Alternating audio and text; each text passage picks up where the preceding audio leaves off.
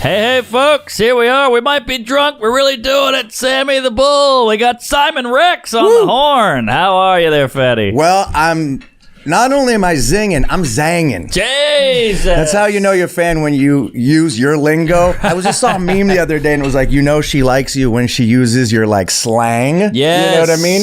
But I'm such a fan of you guys that I've actually adopted your lingo. So. Wow, yeah, I heard my lady the other day. She goes, praise Allah. I was like, whoa, this is the soulmate here. I found the one. Then you fucked her and she goes, comedy. That's great. Yeah. Dude, it's good to have you. We wanted you on for a long time. Yeah, I've wanted to be on a long time. Well, we did my pod. I had a pod called Nervous Rex that I just did to do something during the pandemic, and I had him on, and I was butt naked on my end of the Zoom. He didn't know until the very end, and I revealed that I was naked, so I'm surprised I'm even here. Very impressive. Yep. Look great naked, by the way. What are you, do 61? look great naked. 61, 60. Yeah, 61. Incredible shape. Great dong. Beautiful butthole. You do have a great dong. Oh, you saw Red Rocket. Yeah. Fake dong. Oh, it was fake? Oh, yeah. I had to find, I had to come out and you. address it. So we kept it a secret. Context. I did a movie called Red Rocket where I have full frontal running down the street. You're down amazing to the in flopping the movie, dick. Thank you so much. I appreciate that. But fake dick, because if it was real, it would have to be rated X. So that's the law in America. So not everyone knows that. So if there's any frontal in an American movie, it has to be fake because it's rated R. So that's how it works. So anytime you've seen like Viggo Mortensen. What kind of name is Vigo? I don't know. That's Italian? Russian? Oh, maybe it's Italian. Vigo. Are you talking about Eastern Viggo Promises? Mortensen. Is that the one? What was his movie where he hung dong, and obviously Mark Wahlberg with the huge Pull it fake up. cock? Yeah. Anyway. Well, how about Kevin Bacon and Wild Things? Is that fake? He had his dick out in Wild Things? Yeah, for no reason too. It was literally the last scene in the movie, Yeah. and he's just naked in the shower, and I was like, why? It had to be fake. So anytime. It's like reparations for all the tits we saw in that movie. They had to show a dick at the end. Just even it out. But you'd think Ken Big would go bigger in that movie, because if it was fake, you might as well live it up a little. Yeah. It wasn't that big. Yeah, well. No, he looked all right, I think. Really? Yeah. I was jerking off. I don't remember. I didn't finish. So wait, what are we shaking back Captain there? Fantastic. Captain Fantastic. Well, that wasn't the dick one. That was wasn't it? the dick one. That was a good movie, though. That's what he called his Great dick. movie. Yeah. But yes, the Red Rocket, full dong, couple times flopped it out, but it was definitely still strange running around with a fake penis in the Sure. middle How of. did they do that? How did they put that on? Oh, you're right. That's it. It was. That's probably fake. That's a nice, Weird. decent dong. I mean, Decent it's fake. softy. Because you believe it. It's like Steve Right. Martin has a piece Right. on his head, but Right. it's receding. Right. Genius. Oh, that is from. Okay, so interesting. Well, I know. Are you going to blur that, Matt? How are we doing this?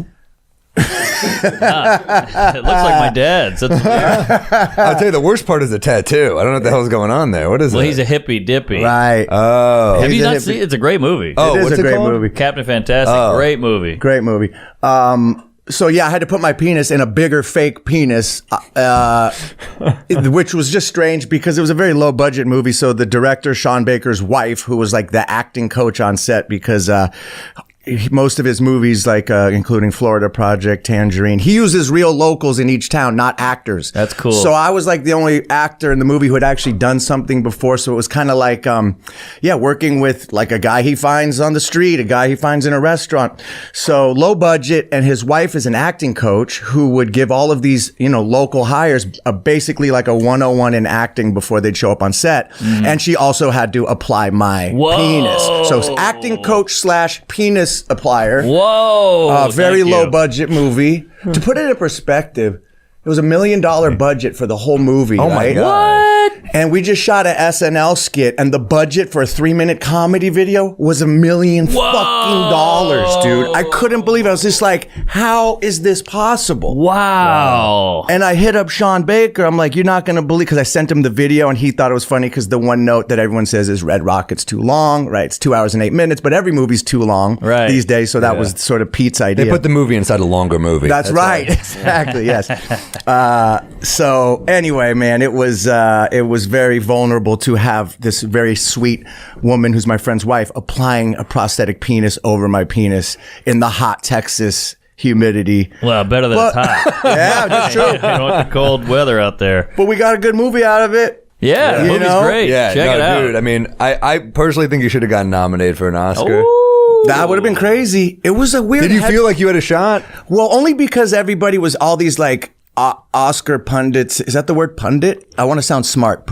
I think there's Oscar like movie pundits, predictors, whatever. Like there's people whose whole life revolves around like predicting the Oscars, you know. And there was a lot of buzz that I would or should get nominated. But Sean Baker, who wrote and directed Red Rocket, was like, Simon, just so you know, like, the Academy's not going near this movie. I mean, the topic is me grooming a teenage girl. It's very dark. It's very dark. The story's upsetting, for sure. Yes, I mean, which I love personally. It doesn't mean we condone it. We're just telling a story. But the Academy's a little older, white conservative, and they weren't going to go near it. So I actually, and I know you probably won't believe me if I say this, but we woke up at like 5 a.m. when they announced the Oscar, who's nominated. And when I didn't get nominated, I went right back to bed and slept like a baby because I don't know if I'm ready to live under that microscope just yet, dude. I'm with you. It scared the shit out of me, and everyone around me wanted it more than me. My mom, my agent, my manager, they all wanted it. I'm like, I don't really know if I even give a fuck. Yeah. Like, I'll take the Spirit Award all day, and that's kind of more of like, to me, kind of cooler to win the Indie Spirit Award. Yeah. I don't know. Maybe I'm just saying that because I'm lying to myself. But I think but you want a good movie, and you got a good movie. That's Rotten That's it. That's all Tomatoes you could do. put you as who should get nominated. Who did? Is that right? Rotten Tomatoes said you should have gotten nominated. Oh, that's cool. Which is like a pretty big Yeah. movie website. Big That's site. the big. yeah. the site. Yeah, you. Rotten Tomatoes, baby. And what, Sean what Baker, is too. this? What? So you said you like tequila. I love feel tequila. like from what I've seen you do, like other podcasts and stuff, you do a lot of like health kicks and vibes like that. Yeah. So we made a spicy cucumber margarita for you today. This is so good. So you get So like a good. refreshing vibe, a little spice, get some That's endorphins rolling. delicious. Not bad. So now, can I ask a question? Because I hear you on the show now. Are you a bartender before? Or You're a Jew.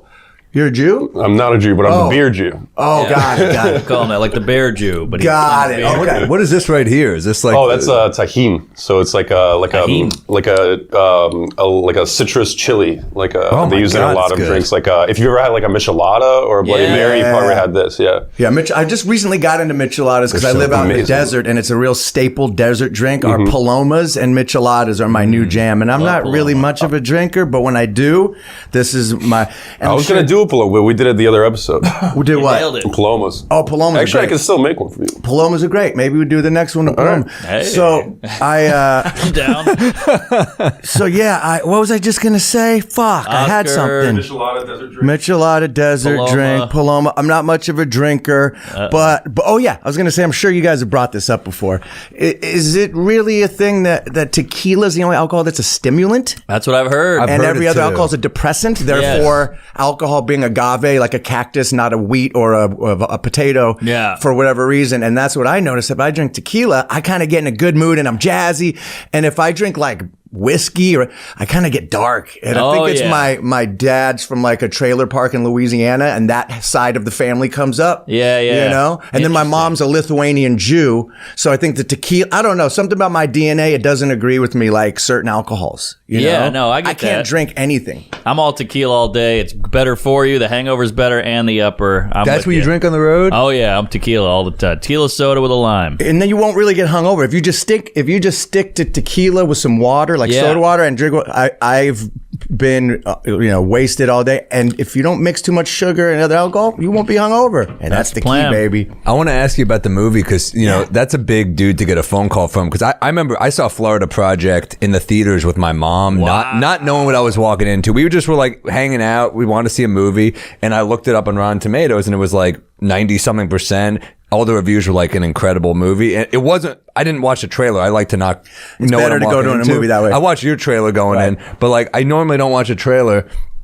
And I remember leaving being like shaken a little bit. It's Yeah. a pretty powerful movie. It's very upsetting. Yeah, Yeah. he does that well. He's good at making disturbing sort of little window in on the margins of America where people usually don't make movies about like, the sort of the outcasts of society. But what he does so well is like he will shine a light on darker subject matter, but kind of make it beautiful. And Yes. he's a very good filmmaker. Let's just be honest. The guy He knows is. what he's fucking doing. Yeah. And I was just so surprised and fortunate he he called me to do this movie because it all happened very, like the whole thing was a big accident. You know, the movie wasn't even supposed to get made. It happened because of COVID. He was in pre-production on another movie, and basically, he couldn't go to Canada to shoot this Willem Dafoe movie. So he's like, fuck, I want to do this other movie I had an idea for. So he wrote the script real quick, hit me up. He's like, can you be in Texas? Well, I had to audition first on my phone, send it to him.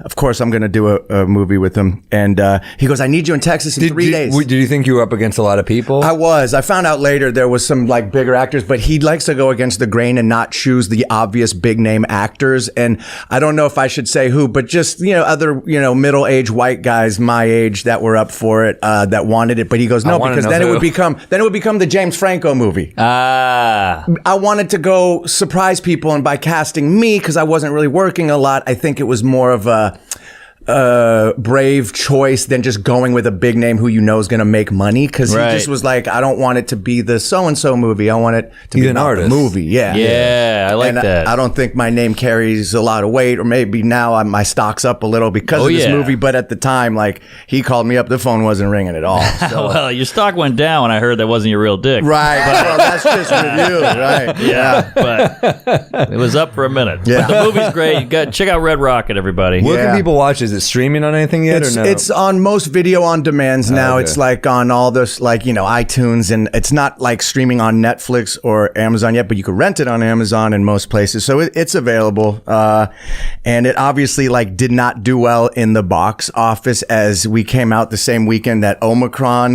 kind of hit, and Spider-Man came out that weekend. So Omicron had a huge opening. Yeah, Omicron was big. Right. It was the remake. Yeah. So anyway, we didn't do well in the Spider-Man was the biggest movie that's crazy. Everyone went to see that with their kids 3 times. Yeah. But regardless, that's what Sean Baker told me when we did the movie. He's like, it's not going to make any money. People will see it over a long time. It's going to be one of those slow burns. Cult classic. He was right. But what a trip. I've been going nonstop. I wanted to do this podcast even earlier, but I was paying a publicist every month for like a 6-month window of time to sort of help me, parlay that movie into getting, sponsorships, things like that. And they were a little wary of me doing a bunch of podcasts with my comedy friends, because it's so easy to get a little soundbite if I say one dumb thing. So, they know that we have so many clients go on podcasts. We're just going to cut up. It was a fake dick. Yeah, exactly. It was a fake dick. Well, the campaign's over now, so I'm done with the 9-month, Red Rocket thing. Live your life. Say whatever you want.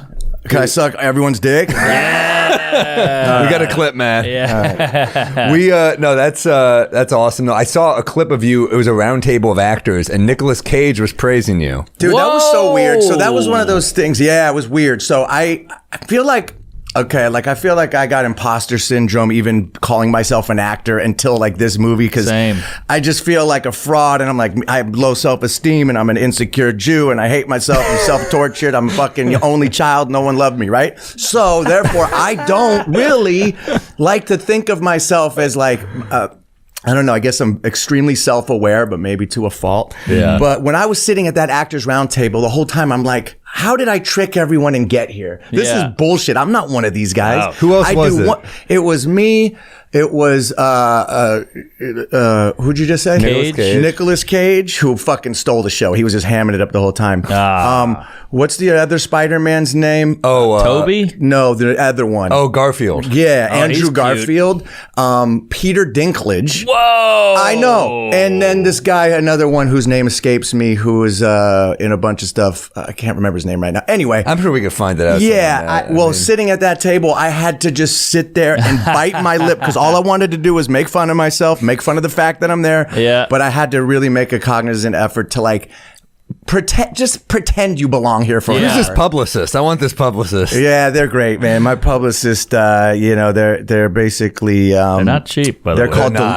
They're called delusional. They're great. Not a bad name. So Nicolas Cage, narrative. He was praising you, though. He was saying how great you were. Yeah, dude, he loved the movie, and he was like, I met him before we recorded, and he comes up, he's like, man, I watched the movie. You guys just made music together. It was so beautiful to watch. Wow. And I was just sitting back this is cool. It's kind of cool, when you get props from people you admire, it does feel pretty good. Oh, it's normally, the best. you know, you get some fan hitting you on Twitter, this and that. That's the nice little compliment. But when Sure. it's like someone that you grew up watching, you're like, dude. Totally. You know. I just watched. There it is. Like, how do I belong? Because I did one indie movie, I get to sit at that table. Like, what is life? Oh, that guy, the black guy, Yeah. is What's so he good in from? that Western movie. The It just came Western- out. It's like on Netflix? Yeah. He's great, man. I forgot his name. Jonathan Majors. That- Yeah, That's it. was that the one with Idris Elba and everything? Yes. I heard it's Yes. awesome. It looked It's awesome. No, it super was really stylized. cool. I Yeah, tried super one. stylized. Like there'd be like a cool Western shot with like reggae music playing. Yeah. It was very well made. It was like a black Tarantino. yeah. I gotta film. watch it. It's called a Blairantino. Yeah. Very. But that's the part of showbiz nobody tells you about is acting normal around people you grew up watching or whatever. Like, I watched the Kanye doc, and there's a part where Bieber is talking to Kanye, and you can tell Bieber is just like, is it okay? I don't want to bother you. Right. And Kanye's like, you're good, hang out. And Bieber's like, yeah, yes, sir. And you're like, Bieber is selling out soccer stadiums. He's a giant, huge pop star billionaire, and he's like nervous around this real artist. Right. Were you? Is there anyone else you met during this whole thing that you were nervous around? Bill Murray. I got dinner with Bill Murray. What? I know. I'm not worthy of this. Like, what the fuck? Butt fuck him, please. I know. So here's a funny story. So I'll tell you. I'll just give you the cliff notes. And look, I'm just My hero, childhood I know, hero. Like, it really, truly is. Like, if you were to name one actor since the SNL heyday who's just completely had the best trajectory, never fallen off, Never. can do an indie movie and then go do a Marvel. Like, he's Yeah. the best. Like, Yeah. truly the best. I mean, I think about like just every era he dominated. Everything. Like, then like the Till 90s now. Rushmore. It's like Dude. Right. we're Yeah. talking about What About Bob earlier. We're talking about Groundhog Day. We're talking Caddyshack. about, dude, I remember with the movie with Quaid, he did Quick Change is a great Oh, movie. great Remember that. movie. Yeah. Bank robbers. So we all agree. We can all agree he's sort of like on Mount Rushmore Yeah. of Yes. sorts. Okay, so For sure. it was sort of at the end of Cannes Film Festival. We were out there. Our movie was nominated for the Palme d'Or, which is like a category. This is all new to me, so I'm explaining it because I didn't know this. But at the Cannes Film Festival, which is the Oscar of film festivals, there's certain, different categories. And the main one you want is the Palme d'Or category. That's like the best movies get put in this like 10 movie slot. And ours made it into there, which in itself is like bucket list shit, like just to be in that conversation. Totally. What else is there? We were there. This guy Caleb Landry Jones won for lead actor for a movie called Neutrum, which is Martin backwards about the mass shooting in Australia. A lot of like art house indie movies that are just Interesting. coming out now or maybe Wow. you missed. We were up against the one Bill Murray was in. What's the Wes Anderson one? French Dispatch. French Dispatch. Oh, yeah. So, you kind of just get a little mix of movies, but mostly kind of cool indie movies, right? So anyway, Bill Murray's there for that movie. And at the very last night, after we found out we didn't get, best movie, or I was actually somehow in the conversation for best actor, which still is just hilarious. We go out to dinner and the woman who was the head of the French distribution company, as a surprise to me and Sean Baker, since she felt bad we didn't win, goes, "Hey, let's go to dinner. I got a surprise for you." Oh, so we're boy. sitting at dinner and Bill Murray shows up. Wow. And at this point, I'm so emotionally and mentally tapped out from like the 5 days at Cannes of like the circus that was the Cannes Film And you're probably Festival. doing a lot of interviews and stuff. Yeah, I was just zapped out. I didn't know he was coming. And I say, "Hey, Sean, can I get an edible?" He brought edibles with him. So I boy. eat an edible because I'm like, we're done. I'm having dinner. Yeah. And Bill Murray comes and I'm not only exhausted, but I'm so high, I got nothing. like, when you get too high and you're Yeah. like locked up. And you're like, Totally. and it was like edible high where you're like fucked up and Yeah. tired. And I'm just sitting there with them. And it was kind of like the round table thing. I was just saying, I'm like, act like you belong here. I'm a total piece of shit. He's the best. So I'm sitting there with them and he's like feeling that I'm being kind of quiet. So he keeps like slapping me on the knees. Like, "So what's up? I'm hearing about your movie." And he's engaging with me, being really cool. Yeah.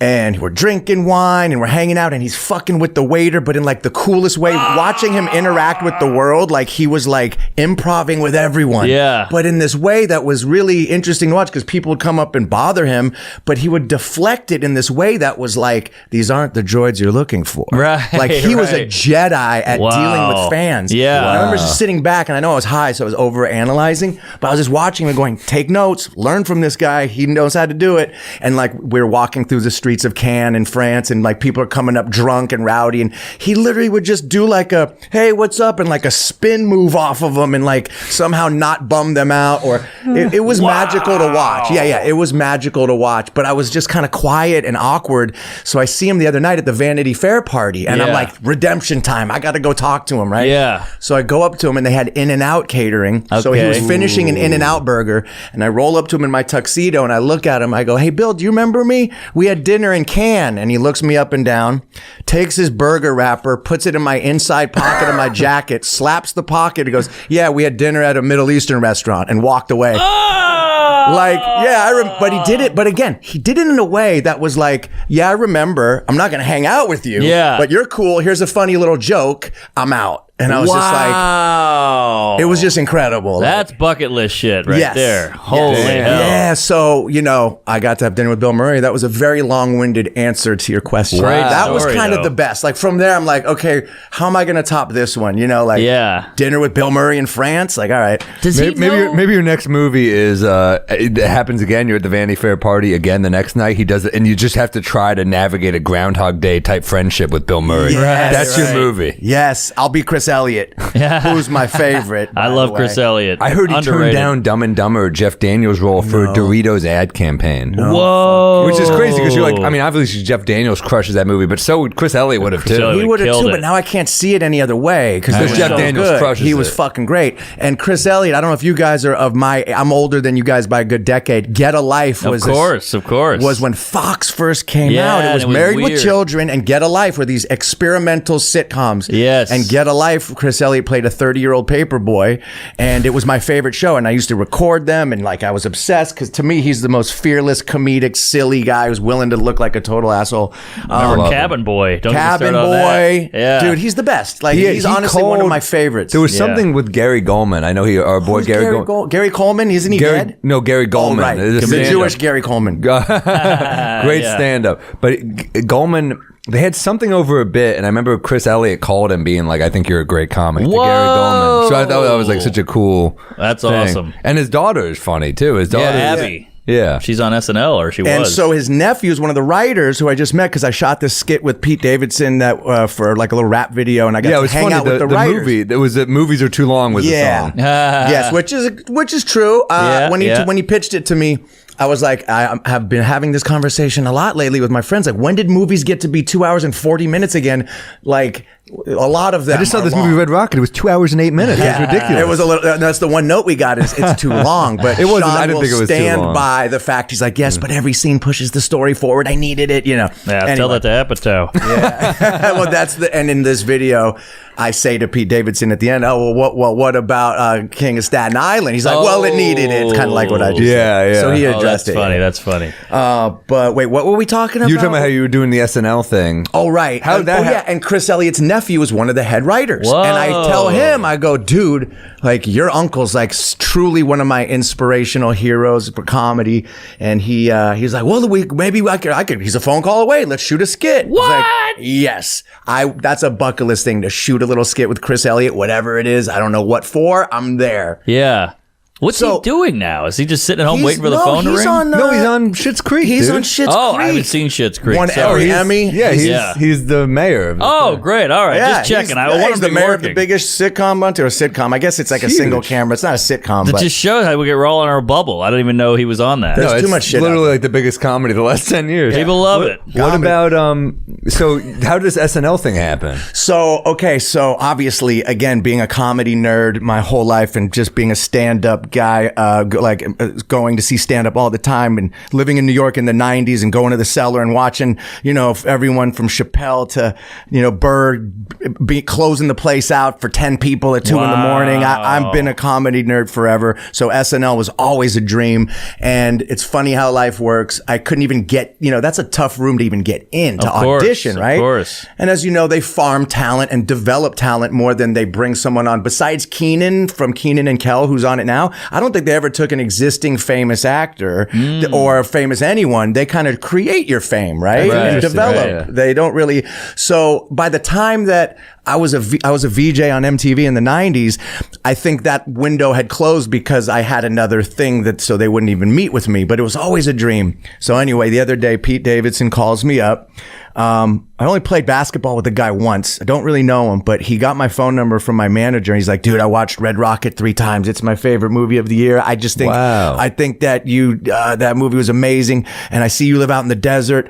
You want to hang out sometime? I was like, yeah, dude, sure. You seem like a cool guy. And we ended up hanging out, and he is super cool. He just kind of reminds me of someone I'd hang out with in high school. He's a big sweetheart. Yeah. And I think he just dug the movie and wanted to hang out. So he basically just hit me up. He goes, can you fly to New York tomorrow and shoot this SNL comedy rap skit? I know you don't rap anymore, but would you do it? I was like, of course I'll fucking do it. Just to be a part of SNL. Of course. So yeah, man. And it's a lower pressure thing where you don't have to like host a whole episode. You just get to come in and be funny. It's like you just come in and pinch hit, you get a single, you're good, you know. That's it. Yeah, it was a funny thing. I watched it because I never get out early, but these shows, but I was in Rochester. The late show was at like 9:15. So I was in my hotel room just like, yeah, fuck it, I'll watch SNL. It's Gerard hosting, let me watch it. Oh yeah. And I stuck around for years. And I bailed after that because I was tired. But that's all right. You were great. Thanks, it was fun. Man, it was fun.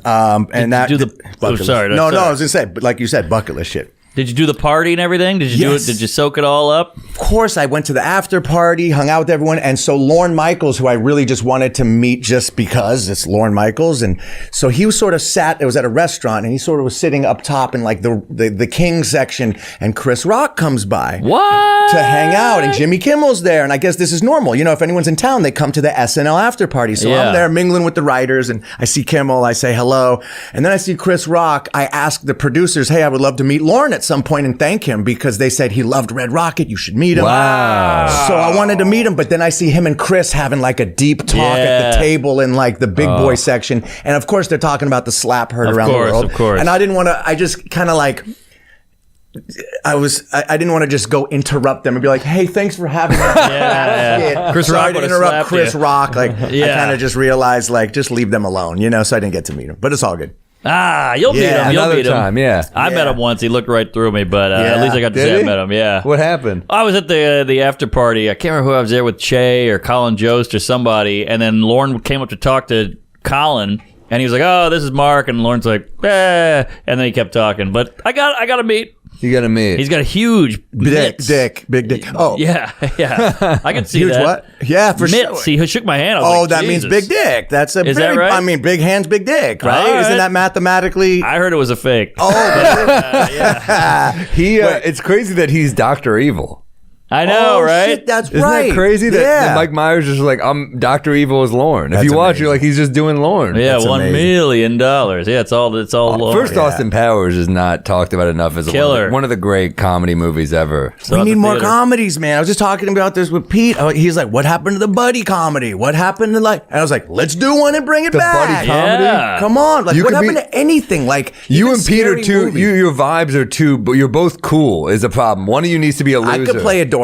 You could play a dork? But I just miss even like Scary Movie, Airplane, Naked Gun, David Zucker. Well, you're in Scary Movie. I was, and I got to experience working with David Zucker, who again like molded me as a child watching. That sounded weird. It's groomed. He groomed you. I think you can tell who's the loquacious one here because I still have half a drink, or who's the alcoholic here. This is what Bert did to us when he was on our show. He goes, catch up. Take your time. No, easy, Rex.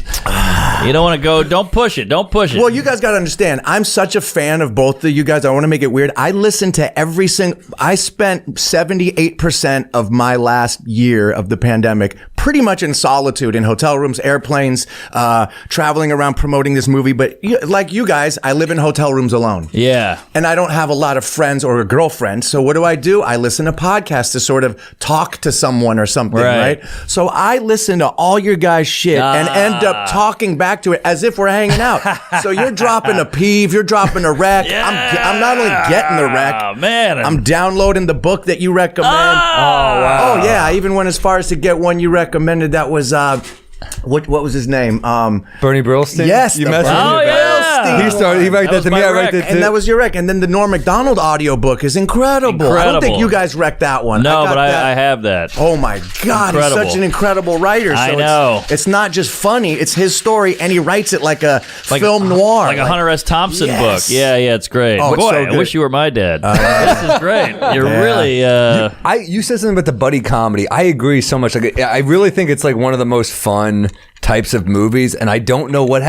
All right, there's a few in the last decade or so that I think were killer. Nice Guys and The Guard. Oh, yeah, are Nice both. Guard. They're both Don Cheadle and Brendan Gleeson. It's a never John Michael saw that. McDonough movie. It's phenomenal. Really? It's all right. That's a wreck. If you That's guys a haven't wreck, seen it. baby. But Nice Guys is another one with Russell Crowe and Ryan Gosling. I love that movie. Shane Black, dude. I mean, but that is like the best. That's like a genre that should never not work. It's Yes. The Odd Couple, but with action. And Like, where, yes. yeah, exactly, like Jackie Chan and Chris Tucker. Rush Hour's worked, amazing. man. The first Rush Hour is an amazing movie. Amazing. And he Yeah, says the N-word right, quite a bit. Yeah, you can get away Jackie with it Chan. back then. Oh, he does he? Oh, yeah. Oh, yeah. And it's fun. It's great. It's great. The N-word can be fun. That's all I'm saying. This is the clip of the episode. They're like, Simon, you're out of contention for any awards. Right now, Michael ruined Richards it is for you. like, I don't know. So, going backwards a little bit to the scary movie spiel. David Zucker, cheers, boys. Airplane, Naked Gun, scary movie. To get to work with Leslie Nielsen, and I got to work with the gods. I think I sent you guys a couple of things when we opened up a little line of dialogue because you had mentioned something about Leslie Nielsen, and I was telling you like his fart story. Yes. He had the fart machine. He'd go around as a 80-year-old Amazing. guy playing fart pranks on people with a remote control fart machine. And he started as like a Shakespearean actor. Yeah. Leslie Nielsen. He was like a what do you call it? A respected, serious, dramatic actor. So David Zucker told me, and I think this is what I told you guys, he goes, he came into audition for Naked Gun, and he's delivering the lines comedically. We go, no.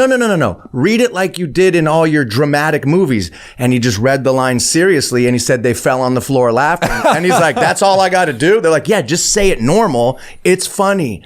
And he just like, oh, I got it. And then that was basically his We've all career. seen people oversell jokes, and it's funny how you could be saying something funny and it strips the funny out of it. Yeah. It's like a joke on a joke. It takes Right. away from it, which is interesting too, because David Zucker gave me the 10 rules of comedy in a movie that his brother, and Jim Abrams was the other Yes, writer. yes. They wrote the 10 rules of comedy. Oh, lay and it it's on like me. a Bible. And for that type of movie, there's a formula that you have to abide by. And if you go outside of these 10 rules, the jokes won't work. One of them was you can't have two jokes happening at once. So if you're watching Naked Gun and they're in the front and they're having dialogue, and in the back there's some shenanigans happening, like someone's getting stung by Yeah. a bee. If they're being funny in the front, it cancels out the joke in the back. So there's all these little specific rules like that. I'll love get it. you guys the list. Please. But it's only applied to his type of movie, not Sure. every movie. Okay. Just the spoof genre. The parody type movie. Got it. Because they parodied, like, Police Squad was like a spoof of like a police show. Yeah. Naked Gun of a detective Police movie. Squad has some of the best one-liners. Ever. Oh yeah, like a blind man at an orgy. I'm gonna have to feel my way around. Yeah, and delivered perfectly sincerely. Like a midget at a urinal, I was going to have to stay on my toes. Yeah, so Classic. good. So good. I heard of Charlie Chaplin once in an interview or somewhere or an article, and they were like, all right, let me try to be funny. I'll come up with a creative scene, like the interviewer guy. And he was like, okay, we got a manhole in the middle of the street. You walk up, you fall in it. That's comedy, right? And Charlie Chaplin's like, no. Comedy is I walk up, see the manhole, a guy walks by, he falls in it. Wait. Hold on, I fucked that up. Give that a Google. That's out there. But I've heard you tell this before. Oh, no, really? it's okay, but maybe most 72% of listeners haven't. I know this one. But yeah, but it was just like it's about the misdirect. You think you know it, and then you don't know it, and that's what Right. it is, and that's comedy. that's comedy, baby. Or I maybe can't maybe think he of it. steps on it and then or something like I got it. Yeah, I yeah. got it. You jarred it. Yeah. So it's a street with a manhole. Charlie Chaplin's walking to the manhole and gets hit by a car. That's comedy. You think it he's going to is. fall in the manhole, but Right. it's a Misdirect. surprise. Yeah. Yeah. There you go. There it Sorry. is. So, I got dude, it out. Scary Movie, that was a Weinstein movie, right? Yes, that was the Weinstein. So it's still not really clear to most people, and I always clear the air. So basically, the Wayans brothers did Scary Movie 1 and 2. Yeah. Then they had a falling out with the Weinsteins, and they wanted a very large amount of money. So the Weinsteins, being the gangsters that they are, go, fuck you. We're going to go hire David Zucker and take your story and make it better. Damn. And that's what they did. Well, that's up to the audience to decide if it's better, but they basically were like, we own this now. I know you created Scary Movie. Did they still get paid off 3? I'm sure they must have got some type of commission. I don't know. But regardless, the Weinsteins were just like, they were like such a fuck you to them. They're like, we're going to go hire David Zucker to take your idea. I can't believe the Weinsteins did something bad. I know, it's unbelievable. Yeah, right. And yeah, so that was a Weinstein movie. And whenever Bob or Harvey would come down to set, everyone kind of changed their tune. It was like this comedy set that was all silly and funny, from Kevin Hart to Anthony Anderson. I got to work with George Carlin. He was in Scary Movie 3. I forgot that. He was in it. So I didn't have a scene with him, but when I saw he was on the call sheet, I went to work that day, and I wasn't even working, just to like watch him work. Whoa. And Carlin was there, and he was just kind of quiet, and like, again, I didn't like, don't pet the lion, just observe it. I didn't bother him, but it was cool just to like be on set with fucking Carlin. I know, that's like a bucket list one right there. See, you're like a comic. You're like us, where you have low self-esteem and you appreciate good shit, whereas other people just go, I'm the man. Carlin should be beating me. Oh, no. You don't have that. I hate myself. And but it's not just that, it's having the awareness to not, like, I never want a story where it's like I meet someone I look up to and I ruin it. Like, that to me is, if I meet him and it's just like, hey, it would be quick. Like, I just want to tell you I really admire your work. Right. That's the most I don't want a story with them that's negative. That would be horrible. Right. Which often happens. You'll meet your heroes. You're like, I wish I never met them. Fuck, it ruined it. I know. But yes, I hear you guys talk about this a lot too with your peeves about sort of, I think like it's like half the population just truly isn't self-aware of like the things they're saying and doing. Just like the asshole that lands on the plane. There's always this guy when the plane lands and everyone turns their phone on. The one guy is just talking as if he's alone in his living room, and you're hearing his whole business. And you're like, dude, we're right here. Like, I'm so neurotic that when my phone goes on, I'm like, I gotta call you back. I'm around people. I don't want to disturb. That's a mentally ill person who does that. I don't know. That's a CEO or some shit. There's something wrong. Yeah, but to be like, hey, Steven, I'm like, this is how loud you're talking? I know. In public? No, it happens all the time, though. All the time. I see it every flight, basically. And then you're kind of jealous of them, too. You're like, boy, I wish I had a little of that in me. Yeah, well, that's exactly right. If I had that, I probably would be a lot more successful. Yeah. I would be on top, but instead I don't want to bother anyone. Right. I'm such a fucking, like, I don't want to say I'm such a nice guy, but I'm so over thoughtful and Jewish that when I was shooting the SNL skit the other night, I had a driver waiting for me for 6 hours, and Pete was like, hey, why don't you just come with me after to my place and we'll hang out and have a beer after work? So I tell the producer at SNL, like, you should let my car go because I'm going to go with Pete and you're just wasting money. And they're like, it's okay, Simon. Yeah. NBC Universal, we got the money. Like, we're spending a lot of money on this video, but I truly felt bad that they were wasting money. No, I do the same. And I'm like, let him go home. They're like, he's getting paid. Don't worry about it. Same shit. And then even further, I did this. When Pete called me, he goes, you went to the car and you sucked his dick because you felt bad. Yeah, I felt bad for the guy. You're waiting a long time. Yeah, it's ridiculous. So I basically got a call very last minute to come do this SNL job. And he goes, just book your flight and your hotel. We'll pay you back. I don't want to assume they're flying me first class. Right.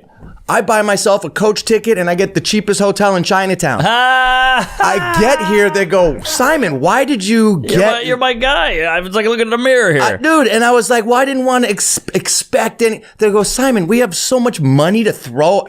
They're like, we're flying you home first class. I'm like, thank you, but I didn't want to expect anything. Right. You know what I mean? Hilarious. Like, I felt bad. I get it. But they're like, Simon, we have so much fuck you money. Like, don't worry about it. If we ever work again, like, we'll fly you first class.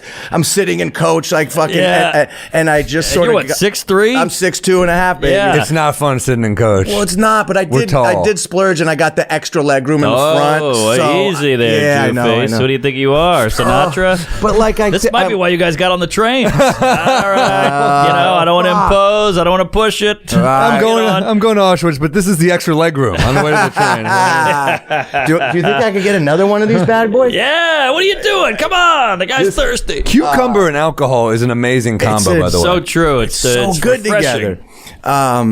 So yeah, I'm that guy, but I need to start to maybe. I think we're the idiots because Maybe.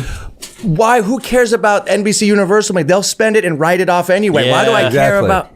But we're considerate. No, but also if first off, if they're asking you to fly to New York and be on SNL, it's crazy for them to not fly you first class. I just don't. Yeah. No, I'm the same way. I mean, I remember I did what's the show? Cord in LA. They're like, they're not covering the ticket. I was like, well, Really? I'm gonna be there anyway. Yeah, they didn't cover the plane ticket. It's CBS. Yeah, it's a good I'm doing point. stand up on their show. It's crazy. But I mean, I was there anyway. But it's crazy. It's crazy. Yeah, they give you a hotel.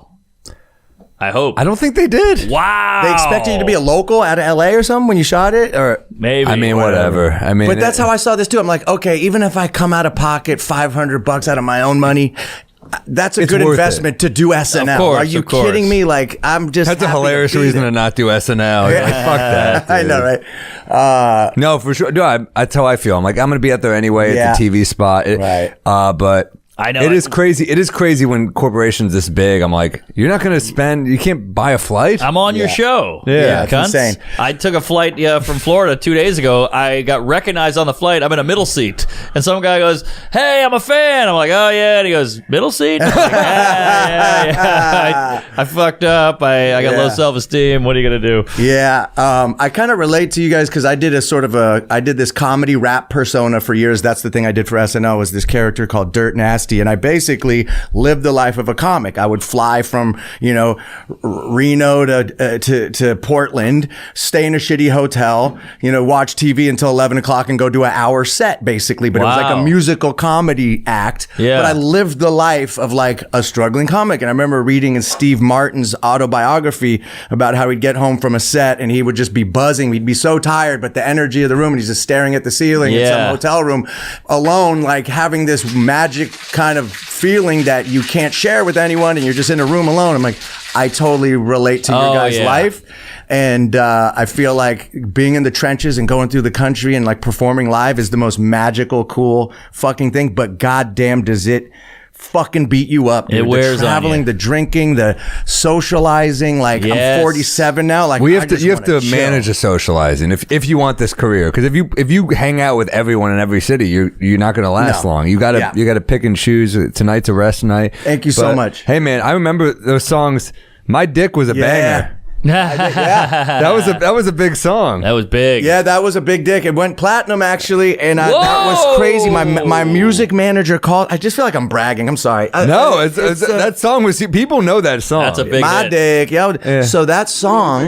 Yeah, that's right. Pull it up. So My dick cost a late night fee. That's Yo it. dick got the HIV. That's it. I remember that. So Didn't listen to that on the way here. play a clip, Matt. People know the song. Matt, can we you pull never that did a up? music video. So this. Jesus, who came up with that line? Can't remember, but I do Hilarious. remember the guy with the deep voice. He's Andre Legacy. He's like sort of like the gruff kind of guy on the song. I remember him coming over because I make music as a hobby. He was like, "Let's do a song called My Dick," and I remember going, "Let me guess what it's about." He's like, "No, hear me out." I'll be like, "My dick, blah blah blah, yo dick," and I go, "That's the worst idea ever." So to shut you up, I'm gonna make a beat in 5 minutes. That's the one that goes platinum. That's the one that became. So you made this I beat. made the beat. The beat is catchy Thank as you, hell. man. Thank you. I've read an article about you. It was, I don't know if it was New Yorker or New York Magazine or something, but the woman interviewing you, like she was kind of like rolling her eyes a little bit, and by the end, she could tell she really liked you. Oh, really? Yeah. And she was like, she even mentioned the song "My Dick." She was like, "Look, I don't love the lyrics, but I can't deny it's a fucking banger." Yeah, dude, you can't deny it. It's a catchy one. It is. And I remember actually we worked with this, like when we got signed to Interscope Records, all of a sudden we're working with these like record executives and like, all these big producers coming on board, and they actually, if anything, they kind of sabotaged what worked, which was, it was me and my two friends fucking around in my spare bedroom. Yeah. And then once all of a sudden you put us in the big studio with the big producers, the magic's gone. It's like, it was no longer three guys fucking around making each other laugh. It was like, there's expectations, a budget, show up here at 8 o'clock and make something magic. It's like, wait, we were just fucking around. We don't know what we're even doing. You know? That's dudes in showbiz. suits and clipboards. Like, here's what doesn't work about your dick. No, but one of them goes, before we put this out, they go, there's a lot of holes in my dick. I was like, yeah, that's the best one. That was the best. He didn't even realize what he said. We're just like, oh, that's fucking weird. Your dick's a little flimsy. Or my dick, sorry. It's so catchy, though. It's like, I mean, were you going out to bars and clubs and would just be on and you'd be like, this is hilarious? Yeah, it definitely was sort of like our fan base was a very collegiate, frat house, suburban, white kind of like rowdy crowd. So we would go do shows. And to this day, people like that song just sort of has legs because I think someone will always be 19 years old and think that's funny that they're saying my dick. You know what I mean? It's just like, it's forever really immature. But it went platinum about 4 years ago. My music manager calls me up and he goes, I got a surprise for you. Come by the office. And I come by the office and he holds up a plaque. 1 million units sold. He goes, it took us 15 years, but you're a platinum artist. Wow. So I got the plaque, but I also can't hang it on the wall because I feel like I'm bragging. So it's just in my storage bin. Get it. But I got a You're platinum such a Jew. fucking plaque. This is what Jewish rappers are like. They're like, I'm going to put it in the attic. I don't want to. I don't want to brag, and I live in a tiny fucking shoebox of a place, so it's like you Everything's in wouldn't the be able to attic. escape the brag. It's just You're in the desert? I live in Joshua Tree, yeah. Because I did your podcast too, and I remember I was like, wait, where are you? Yep, It was Josh. on Zoom. Yep, that's right. You live in Joshua We both Tree. did them pretty close. I moved out to the desert right before COVID hit. Coincidentally, happened to move to the middle of nowhere for the pandemic. It was just good timing. After being in San Francisco, New York, and LA for my whole life, I think I just fucking talk about peeves. Human beings started really annoying me. And I was like, this isn't good. Everyone's annoying. Maybe I'm got the problem here, right? So anyway, I was like, I couldn't stand like LA, the energy in LA. As you guys know, I'm sure you guys live here. You know, LA is just sort of this fucking vortex of narcissistic, delusional, weird energy. And after 20 fucking years, I was like, I can't be in LA anymore, but I need to be close enough to where if the phone rings for work, I got to be around. So I'm not moving to Costa Rica, so I basically just moved out to Joshua Tree where you can still afford to buy like a little piece of land, to have a little humble little house, but I'm in nature. I just wanted to be in nature away from everybody. Midlife crisis shit. Damn. Yeah, so I did it. I moved out in the middle of nowhere. Good and I'm for there you. like half the time. I live on the road half the time. But you're going to stay in LA, you think? I'm going to have to get a place eventually back in LA, but I was thinking about coming to New York, but then after about a week here, I'm like, I don't know if I could do New York either. Everyone's York's fucking a lot. great. It's a lot. And I did it. You text me that some guy was fucking with you on the street. Oh yeah, some dude pulled out that was crazy. Some guy, that was crazy. I was walking down the street and some guy was rapping a song and I just was in a good mood. So I rapped along with him. Just thinking like, yeah, I know that song. And then he looks at me and goes, I kill white people. And I go, oh boy. And I forget what I responded with. I think I laughed or something, and then You said something about being Jewish or something. oh yeah, that's what it was. yeah. I go, I'm not white, I'm Jewish, thinking that would help. Yeah, right. And that always lessens the blow. and then he said something like, I forget where he said he was from, but he said I'm a Palestinian or something like that. And then all of a sudden he beelines it over to a car and starts going like he's looking for a weapon. What? And I'm hiding behind a car and it became the whole chicken around the thing and I'm like hiding from this guy and I was like, Jesus Christ, I just walk out of the hotel and already I'm about to get murdered for being white Jew or whatever. Yeah, you're just trying to rap. Yeah, I was trying to rap with the guy, so I was like, "Yeah, that's right, New York. You got to just don't get too involved with the crazy. Just let it be. It's like don't look them in the eyes. Yeah. Don't. It's like that whole deal. But you're a good-looking, single, fun, tall, cup of jizz. Thanks. Cool guy, a successful guy, and you're single. You must be cleaning up. I mean, I remember my ex-girlfriend, when I was really young, was watching Felicity. Mm-hmm. And you fucked Felicity. Yeah, I did. And she was like, he's so hot. Oh, my God. This is years ago. Yep. So I got a beef. But That's all right. But, I mean, you must just... clean up out there. Well, I used to when I was hornier and younger. Now I am a little freaked out by just like hook in this day and age. Like, it's true. well, for not even just because of the culture that we're in, but also I just don't have the time in it. I liken it to standing in line at the at Disneyland, right? Like when you're a kid, you'll stand in line for 3 hours for a 30-second ride. The older you get, you're looking at that line like that's a great analogy. I don't want to wait. You know what I'm saying? Stand in the sun for 4 hours for a quick. Like, also, I'm in Orlando. Right, exactly. It's a bummer. Right. But it's just not, to me, as you get older, it's just not like you're doing the math. Like as you get older, the prefrontal cortex is evolved enough to fast forward the tape a day. Yeah. You're like, do I want to be with this person tomorrow in bed awkwardly? Not worth it, It's so So true. it took me a very long time to get to that place, but now I'd rather just go home and rub one out and not deal with a human being. And it works. It works. You're like, Amazing. damn. You're like, oh my God, you come and you're like, oh my God, if a person was here, I would be miserable. Yes, Dude. I made the right choice. Yeah. Exactly. I mean, but I feel like this movie has opened up a lot for you. Like you're going to be in a lot of stuff coming up. I feel like this is. I feel like the next couple of years are going to be the years of Simon. It might be. It's weird. Fucking Steven Spielberg called me in for an audition. I know. I went to audition for fucking Spielberg. I know, but fuck him.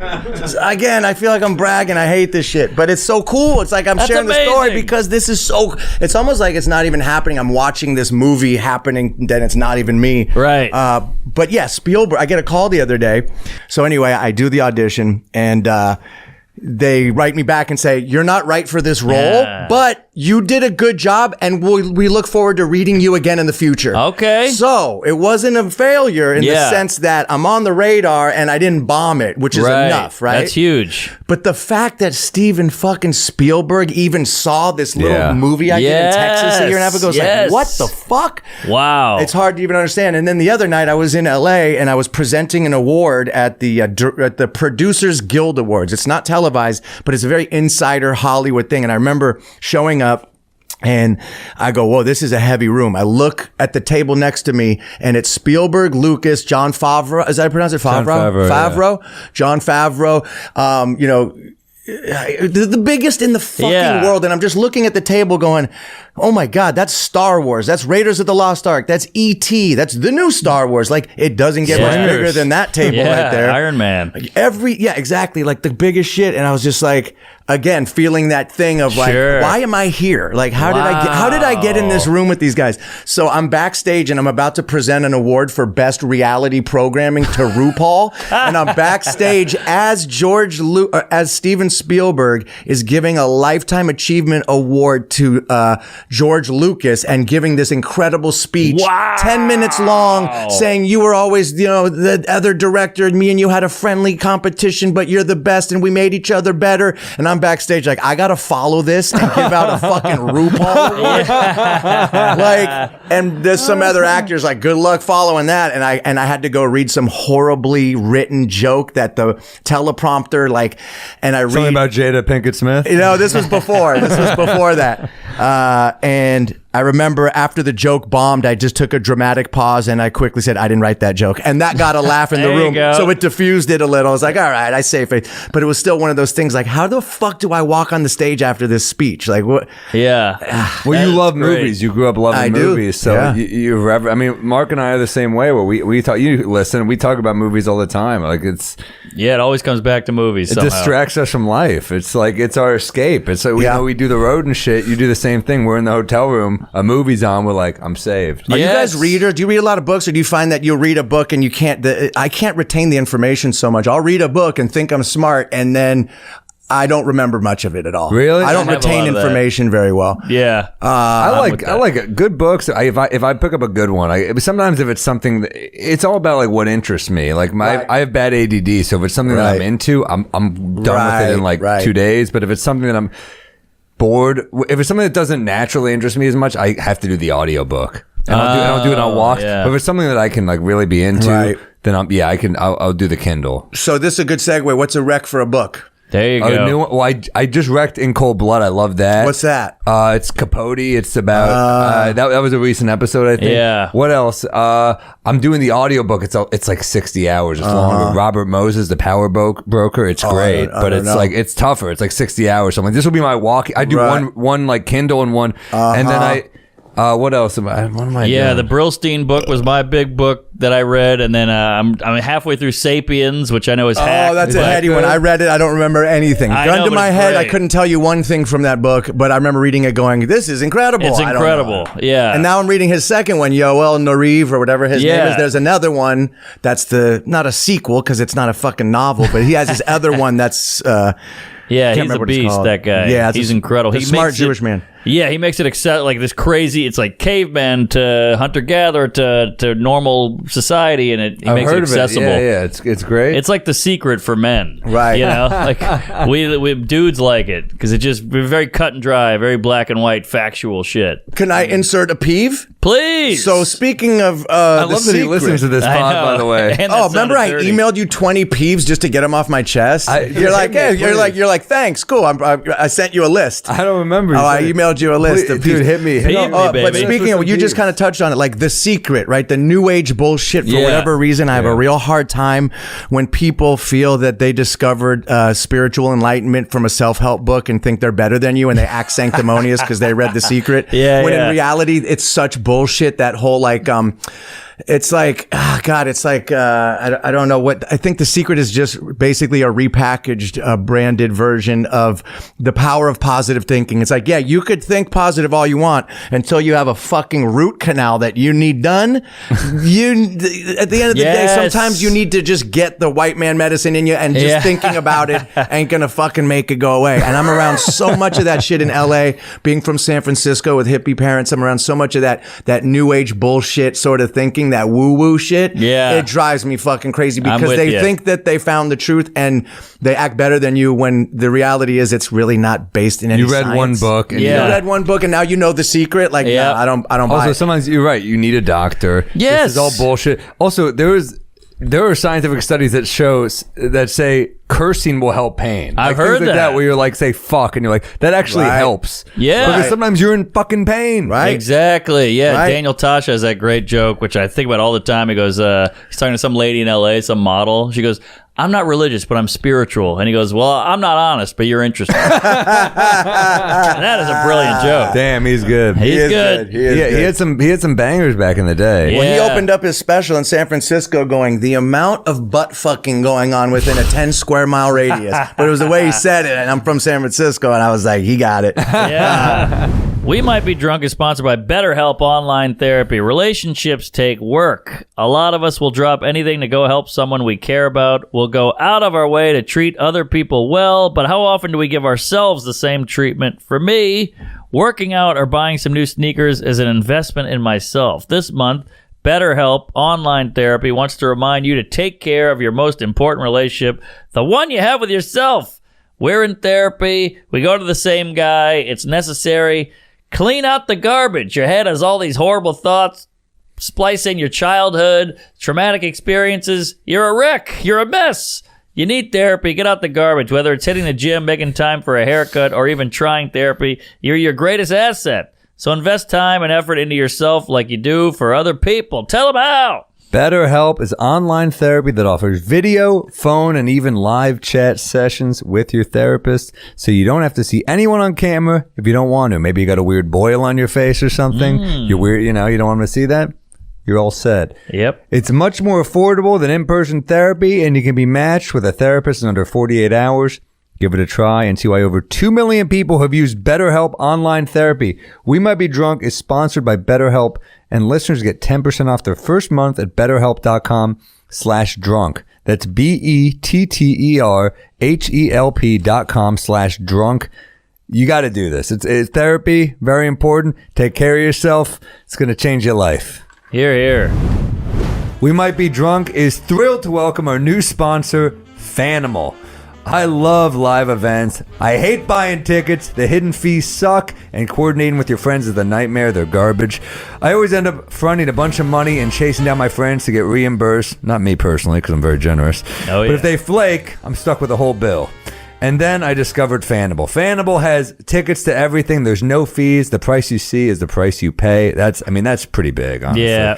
Not only are those prices transparent, but they're almost always lower than anywhere else I look. And for any hot ticket like Coachella, a Laker game, or Dave Chappelle, Fanimal is always the cheapest option. Nobody goes to live events anymore, so why buy tickets alone? Fanimal, although if you do come to a show alone, there's nothing wrong with that, honestly. I love that.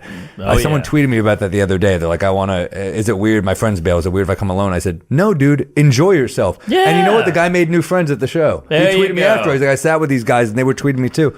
So you end up having a great time no matter what. Fanimal's patented group purchase makes it easy. First, you set a minimum size for your group and you choose the number of tickets you want to pay for yourself. Then you invite friends. When the minimum size is met, everyone gets charged and receives their ticket. If the minimum size isn't reached in time, nobody gets charged. You don't commit until your friends do. Tell them how... I called you March.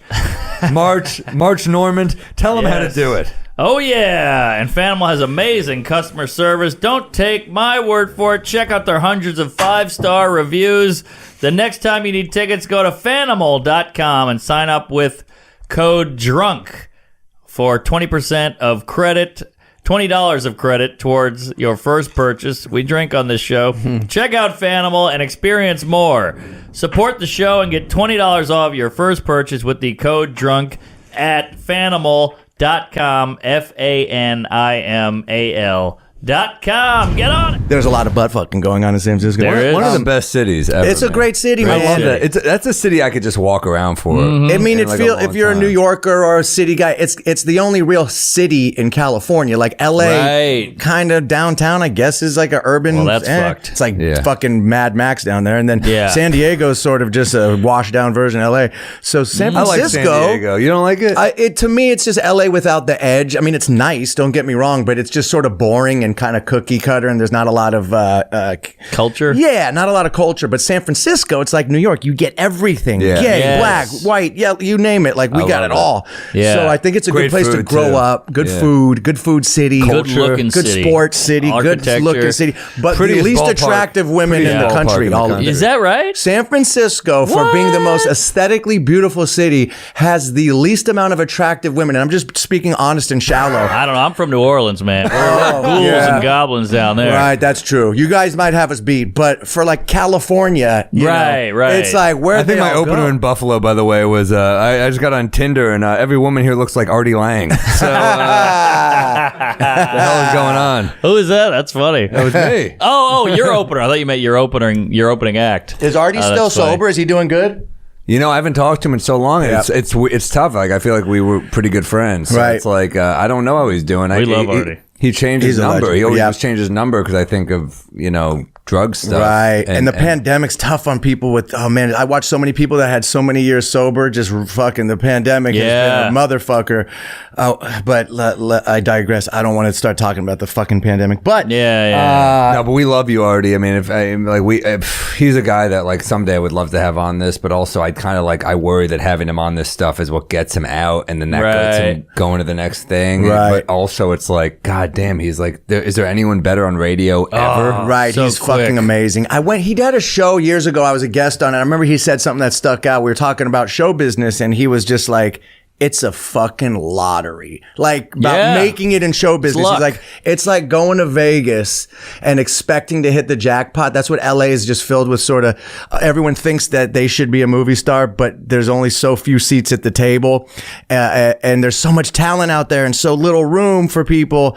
And he was basically just saying it's a fucking lottery, dude. And he's right. Yeah, there is talent, but it's really like who you know, Yeah. right place, right time. Yep. Do you happen to have there's just so many factors that go against you. So when people ask me like, hey, I want to get into show business, I say, dude, I wouldn't recommend this to my worst enemy. Don't look at me as like, I just got lucky. You know what I mean? Like, and it's not just luck. It's are you likable? Are you attractive? Are you the right look? Are you the right look for the time? Like Dave Attell is the funniest guy we know. He should be doing arenas if you go off funny Right, and talent. right. But he's not the right package that they need. well, you even know? Bumpin' Mike's the show he did with Jeff, which was their funny duo where they're just roasting, Yeah. and they made it a Netflix show. And for whatever reason, it just doesn't translate as well as seeing him live. Like Of Attell course. is just the fucking best. He's the best. And It's like the Who. You watch the Who video of the Who. It's not the same as seeing the Who. right. I picked a weird band. No, I but- get it. WHO. Yeah. The World Health so- Organization. So he's, but yeah, I mean, he's like, we were talking about this the other day at SNL. We were like, what comics do you like? And I was like, we're saying who should be on Mount Rushmore. And you could make the argument that Attell could be up, maybe not fame-wise, but best he's comics. on mine. Oh, easily. I mean, the guy's brain. Dave Attell is probably my favorite comedian of all time. I mean, Yeah. right? And that's what every comic says. It's pretty unanimous. Yeah. Like, I don't think anyone's funnier than Dave Attell. Nobody's ever. funnier. Nobody. I don't think, like, he reminds me, like, anytime I have a bit that has, like, a little too much opinion in it, I'm like, I watch Dave do a joke that's just a joke, and I'm like, oh, that's comedy. Yeah. Like, we're entertainers. Dave reminds me, like, there's such humility in what he does. Right. I mean, it's Right. not just, to be that just purely funny without any message, there's so much humility. Right. It's kind of beautiful. Dave is a fucking comic genius. he really is. He is. He's savant. He's so fast. Like So he's fast. so fast. Like every time something comes up, like on stage Anything. or whatever, anything. Like, what kind of family brings a kid to the comedy show? Cuban. Okay, like he's fucking like he's so quick all the time. He's amazing. What do you do? I'm sure I've said this joke. What do you do? The guy goes, I work for Nickelodeon. He goes, no wonder I'm hard. Quick. It's silly. He is the best. Yeah. Sorry, this comes back to movies and Attell every That's all right. episode. Well, we love him. I mean, and we really do love Dave. And he's not just a great comic, but he's such a good person on top of it. Yeah, So it that makes, too. So it makes us love him even more. He's but- still sober? yeah. That's great. He was. I remember when I first met him in the '90s when I lived in New York. He was hitting the sauce, and I remember him kind of going back and forth and smoking a pack of cigarettes. And you'd see him out front, like he's like the fucking. He's truly a god, and it was like that was another guy you don't want to bother. Like I've seen him even recently in New York, and I want to go say hi because I've met him, but I'm just like, just leave the fucking guy alone. It's fucking David. Right. What am I going to say to him? I know. I met Larry David, who's like one of my Yes. heroes of all time, and I said hello. He was like, "Where you are?" I was like, "Hello." He goes, "Hello." I go, "Hey, nice to meet you." And I went back to my shit because I knew I wanted to blow him. I wanted to be all over him and go, "Hey, I know everything you've ever done, blah blah." But out of respect, I kept it quick. I saw him the other night and wanted to say something to him, and I didn't. I left him alone. But I got a funny, quick story about him if you want to hear Whoa, it. well, where'd you see him, first of all? At the Vanity Fair Oscar party. Oh, wow. And he was at the bar kind of holding court and cracking jokes, and I wanted to just like hang out. But Yeah. that was like a really heavy party because it's like that's the big Oscar party that everyone's at. So it was just Did you like, see Will it was Smith like who? Did you see Will Smith there? I didn't, but it's funny because he came and there's all the video of him dancing and celebrating, and I somehow missed him. It was a big event, and I was just not, I guess I wasn't in that zone. Sure. But real quick, I saw him at wait, who are we talking about again? Larry David. Larry David. David. I saw Larry David at the golf course in LA. This is why you can't retain books, by the way. That was that was 10 seconds that it's went bad. by. No, it's fucking bad. And the booze, I might add. I smoked a lot of weed as a kid. So I see him at the at this golf course in LA that's sort of a public par 3 cheap course, and you could buy a bucket of balls for $11. What's he doing there? He golfs. So I guess I know, it was at the but- driving range. Oh, It's like a figured- local spot you could go for 30 minutes and hit some balls. Okay, So I okay. see him in front of me, and the old lady doesn't recognize that it's Larry David, and I'm standing behind him in line getting a bucket of balls. And I hear him say to her, this is straight out of the show, he goes, "Why do you charge $11 for the basket of balls?" And she goes, "What do you mean, sir? It's been $11 for a long time." He goes, "Yeah, but then I give you a 20. I got to get a 5 and 4 ones. Why not just make it 10? Now I got." And he is arguing with the lady about the fact that it's 11, not 10. He's I a love it. millionaire. I love and it. I'm like, why is nobody seeing this but me? This is right out of the show. He's bitching about $1 to the lady, I and love she it. doesn't know who he is. It was the best. That's the best. And then Seinfeld's behind him. He's like, and why do they call it driving? I'm not driving. I'm swinging. Yeah, baby. Woo, yeah, I saw him at the same wedding I was at, Schumer's wedding. I was so mad I missed that, dude. He was in line driving. We had to wait in line for the valet or whatever it was. And so his car was just happened to be in front of mine. I got so lucky, or maybe it was behind mine. But either way, I could see into his car, and the young, hip black guy's got the clipboard like, "All right, sir." And you could see him going like, you know, in the car, and then his daughter, what is it, Cassie David? Who are was we there? talking about? I'm just kidding. But it was like a Curb episode where he was like, "Can you believe this guy?" And I could see the whole thing in my head and hear all the dialogue and just hear it ba ba da ba da ba da. Did you ever see the clip of Bernie Sanders with the black women take the stage from him? And can you pull that up, Matt? Oh, you know what I'm talking about? that's a classic. Bernie Sanders Curb moment. It's so fucking good. And he looks like him. It's perfect. Oh, dude, it's so. I mean, goddamn, Larry David is such a legend. Yeah, and even the newer seasons of Curb, like, maybe they weren't as good as first, but I'll take a bad Curb over anything else. Anyway. Like, even a mediocre Curb is still magical. That's a good way to put it. You know, still got great moments. He's still a killer. What are we looking up? Oh, I don't even know. Maybe you can't find it. Oh, another. Great, there it is. that's whatever. It might not even be there. I remember it. I saw it. It was pretty great. damn good. That music. Are apparently distant relatives. Both Brooklyn Jews. Oh, is that same right? Age. Yeah. Maybe put black women in there too. This is a tough search here, but I'm just trying to get it quickly. Turn safe search off too. Oh shit. Yeah. Well, I'm glad I said that into a mic. Well, yeah. What are you gonna do? That's the internet. Yeah. So That might have been it. I think that's it. There it is. Oh, hold on. We got an ad here. With, Watch it. Patton Oswalt. I recently paid the $7 a month, so I don't have to see ads, guys. I recommend it. Oh, it's is that what it $7 a month, and you don't have to do this. On YouTube? See, I finally did it. Red Rocket. Oh, here it is. Red Rocket. Yeah. You earned it. Cities in the United States of America. We want an opportunity to address. We want an opportunity. Well, ask him. Get him in check or we're shutting this event down. Whoa. That's perfect. Oh, man, the entitlement just go up there like that. It's crazy. But yeah. The fact he just walks off, it's like... Yeah.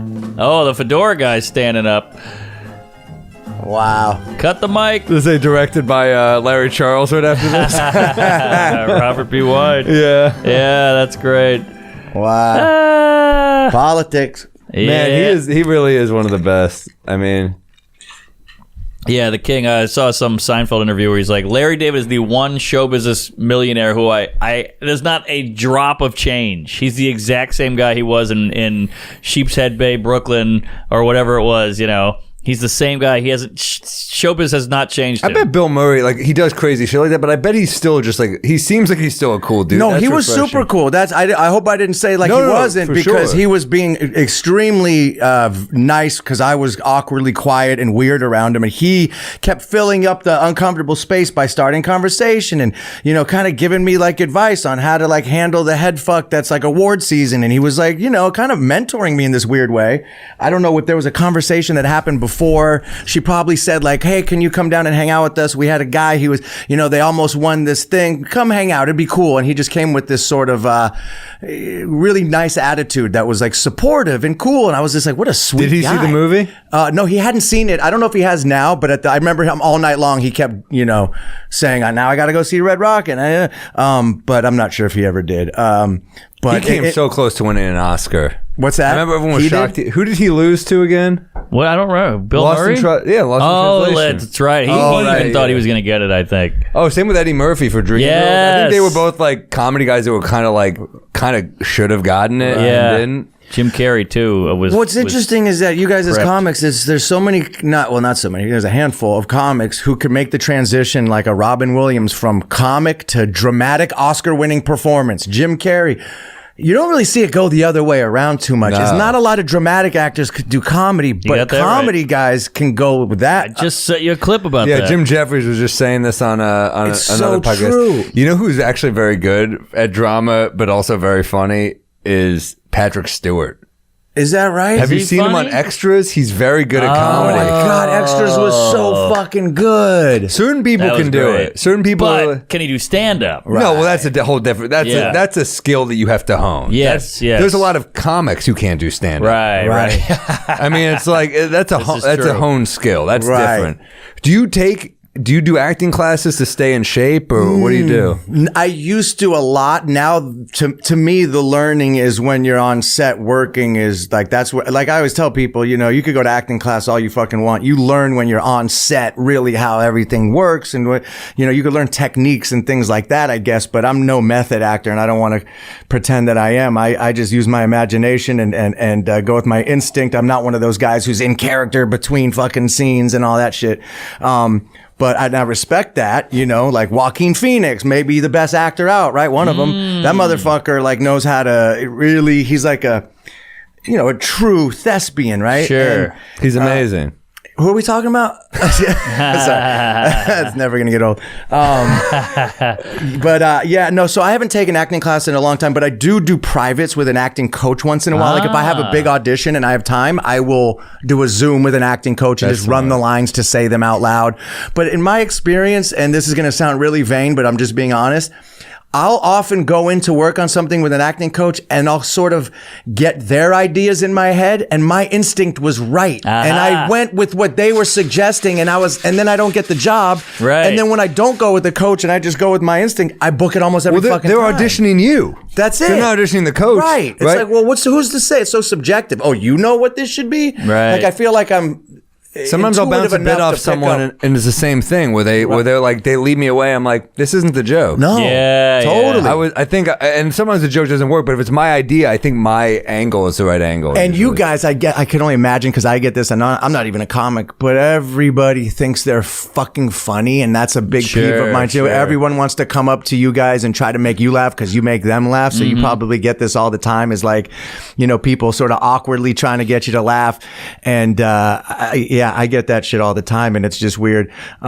Yeah, it sucks. Yeah. Wait, so do you guys have any peeves this week? I feel like I'm hosting. Yeah. this I shit. got a couple. I got a couple. You go. Well, hold on. I wrote down a couple. I wrote down a couple too. Oh, hey, look at this guy. Preparation. I'm a neurotic Jew. I did need to charge my phone at some point. Oh, we got a charger. Oh, baby. Somebody get this man a charger. Wait, so quickly, I got, the spiritual new age people. Funny you brought Nailed that it. Nailed it. up. People. Oh, yeah, woo girls. You know what? These girls that go woo at the bar? Hate Where the does woo. that- so there's two types Woo? of people. There's Yeah. woo girls, and then there's girls that would never go woo. Yeah, yeah. And it's usually white girls in Always. California or the West Coast. I don't know if they're in New York, but They're New here. York is becoming very waspy. I walk You around think? New York and I just keep hearing like groups of white girls going, and like literally like, oh my God. And like, I'm like, am I in the Valley or New York? What is I going know, on? right? It's become very, even like downtown and like shitty neighborhoods. Yeah, I'm like, yeah, they hey, take thanks. over. We got. I think there's a plug here, baby. somewhere. Okay, great. I got a bunch of peeves. We should let's send hear those 'em. woo girls to Wuhan. That's the funniest. Yeah, there we go. Sorry. I got a bunch of peeves. I got one. Okay, this happened the other night. A guy messaged me. You ever have someone message you because people were talking shit about you, and they, for some reason, they're like, I defended you. I never would have known this would have happened. If you didn't like, he literally hit me up. He goes, there were some people at the comedy club saying you were a TikTok comic. And I set them straight. I was like, nah, he's a real comic. And I was like, what? You just told me people think I'm bad? Now I'm in my head about TikTok comedy. Yeah, thanks a lot. White Knight sequel. I mean, That's like people come up to me and they're like, yeah, I saw Red Rocket. You were pretty good. Oh, It's like, geez. well, thanks. Tell me Like, about it. You're pretty good. Like, who are you? Like, Yeah, right. you were so charismatic in the movie. You play such a prick in that movie, but you're so Yeah. charismatic in it. I mean, it's interesting. I mean, there's so much about that movie. You know what I think is interesting about it is like, there's first off Trump playing in the background. It's such a kind of like of its a time stamp, like a you know, but also like it made me think that Trump playing constantly was also like, oh, this is like an outskirt of Texas. This is like a forgotten area where Hillary didn't campaign.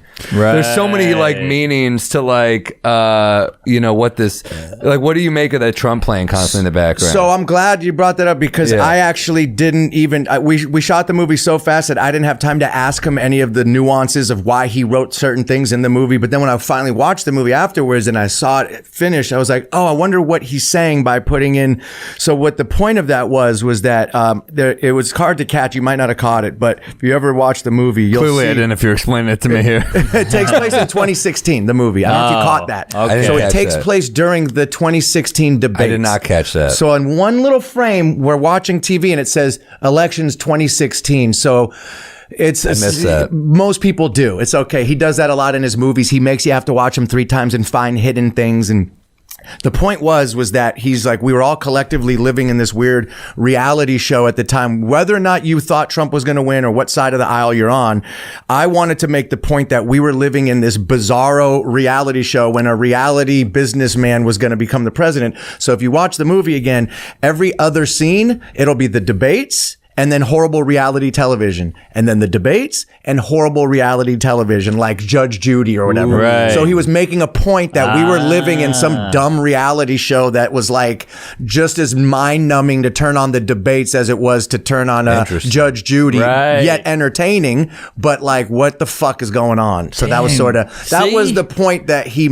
meant to make, I believe, in doing interviews with them afterwards. That's an artist. All that was thought out and considered, and you know, we can just miss it. Well, then, like on Don't Look Up. I don't know if you guys saw that movie. I gotta watch it. It's it's fun. It's like it's fun. I don't want to sit here and bash it, but like it's like my point is that they touched on the same things. Like it would land on like a house, and one would be a Trump house, and one was like, but it would like sit on it for like 7 seconds. It's like we get it. It's a little heavy-handed. Yes. Whereas someone like Sean Baker, you got to watch it 3 times and be like, is that what he meant? Like I like subtle. I like subtle too.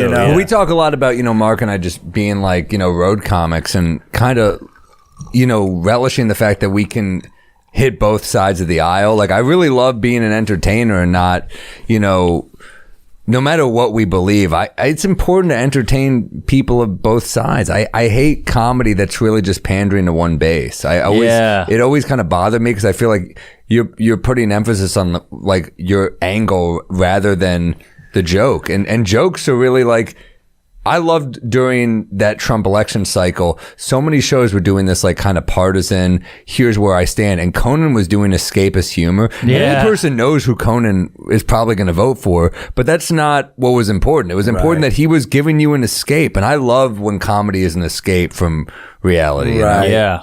Right, Agreed. absolutely. That's why I watch so much comedy on YouTube. I mean, that's like all I end up watching. If I have anything that I go to, like if you looked at my YouTube history, it's just going to be from Kill Tony to you guys to whatever. Like that's my escape, Yeah. Wait, what were we talking? Oh, peeves. So yeah. I got one. I got a couple peeves. So how about this? I had the lady in a middle seat next to me, so I try to give the middle seat some love. I don't want to be the douche that's ruining the middle seat. It's already a bad experience, so I try to give her the armrest, whatever. But she's hitting my channels with her elbow.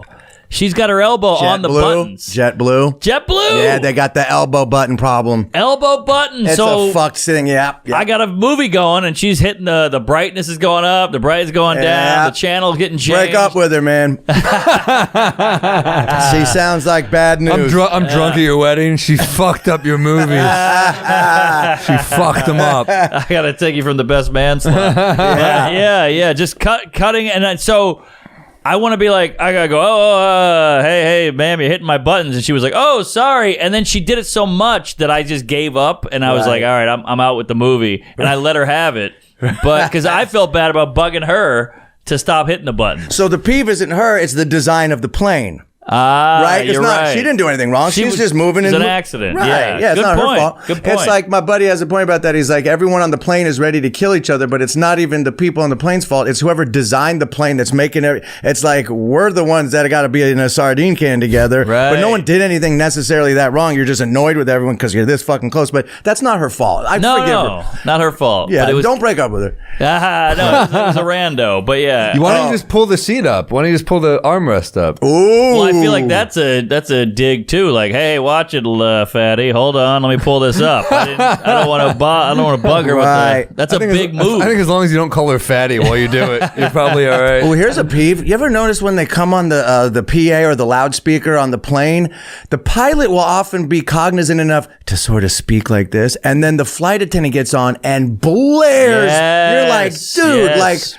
whatever the fuck they say. It's so loud. It's but like when you're pilots watching are all kind of the same That's kind of. true. It's like when you're watching a TV show and then the commercials come on and they're 20 times louder. They do that that's on a purpose. peeve. They And do you're that like, on no, the purpose. TV show is the important thing. Right. This is bullshit. Because they know you're going to take a leak and they want you to hear the ad in the other room. So Right. they made that illegal for a while or something. But wow. then they couldn't change it. They were trying to make that a thing. And obviously with TiVo came out. Remember TiVo was a thing? You could TiVo was fast forward the big. commercials. Sure. So then now all the advertising's gotten so out of control that if you watch a UFC fight, they're wearing a fucking ad on their bot, like 50 ads on their Yeah, shorts because yeah. no one was watching commercials. TiVo was big, and then TV just took that. Right. They were like, "Oh, we're just gonna do what you did." Right. TiVo became like a thing that was such a big thing that you'd actually use it as a verb, like TiVo that, right? Or became part of the lexicon Sure. more so than what it like. I Yeah. still say TiVo it when it's DVR it or whatever. Right. That's when you know you got a good brand and like Google it instead of Bing.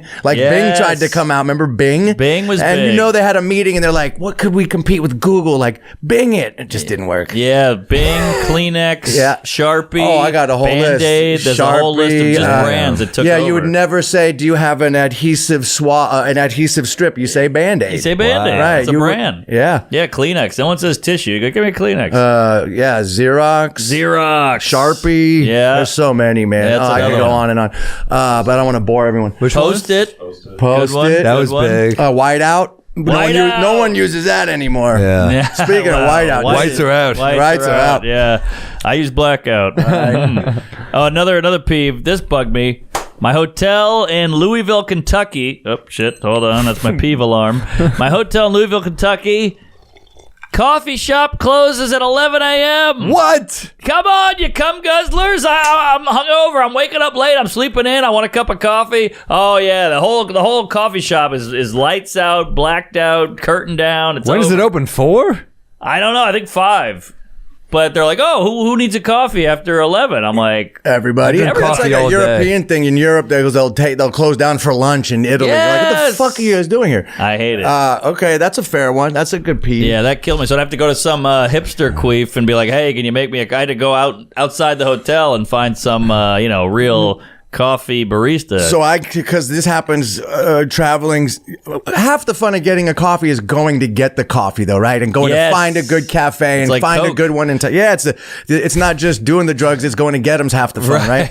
Or that could be applied to women, everything. It's the hunt. It's the hunt. Give me the action, baby. Yes. So I actually now sometimes because of Difference what is you that just you feel talked good about- after the coffee. Right. I bring this thing. It's like this vacuum press. It's called like it's like a portable. I forget the product name is. Speaking of product names, it's either like vacuum press or something. But there's this portable espresso thing that you can collapse into something this big Get outta and bring here. your own coffee grinds with you. So when that happens, you're in your room. You make yourself a.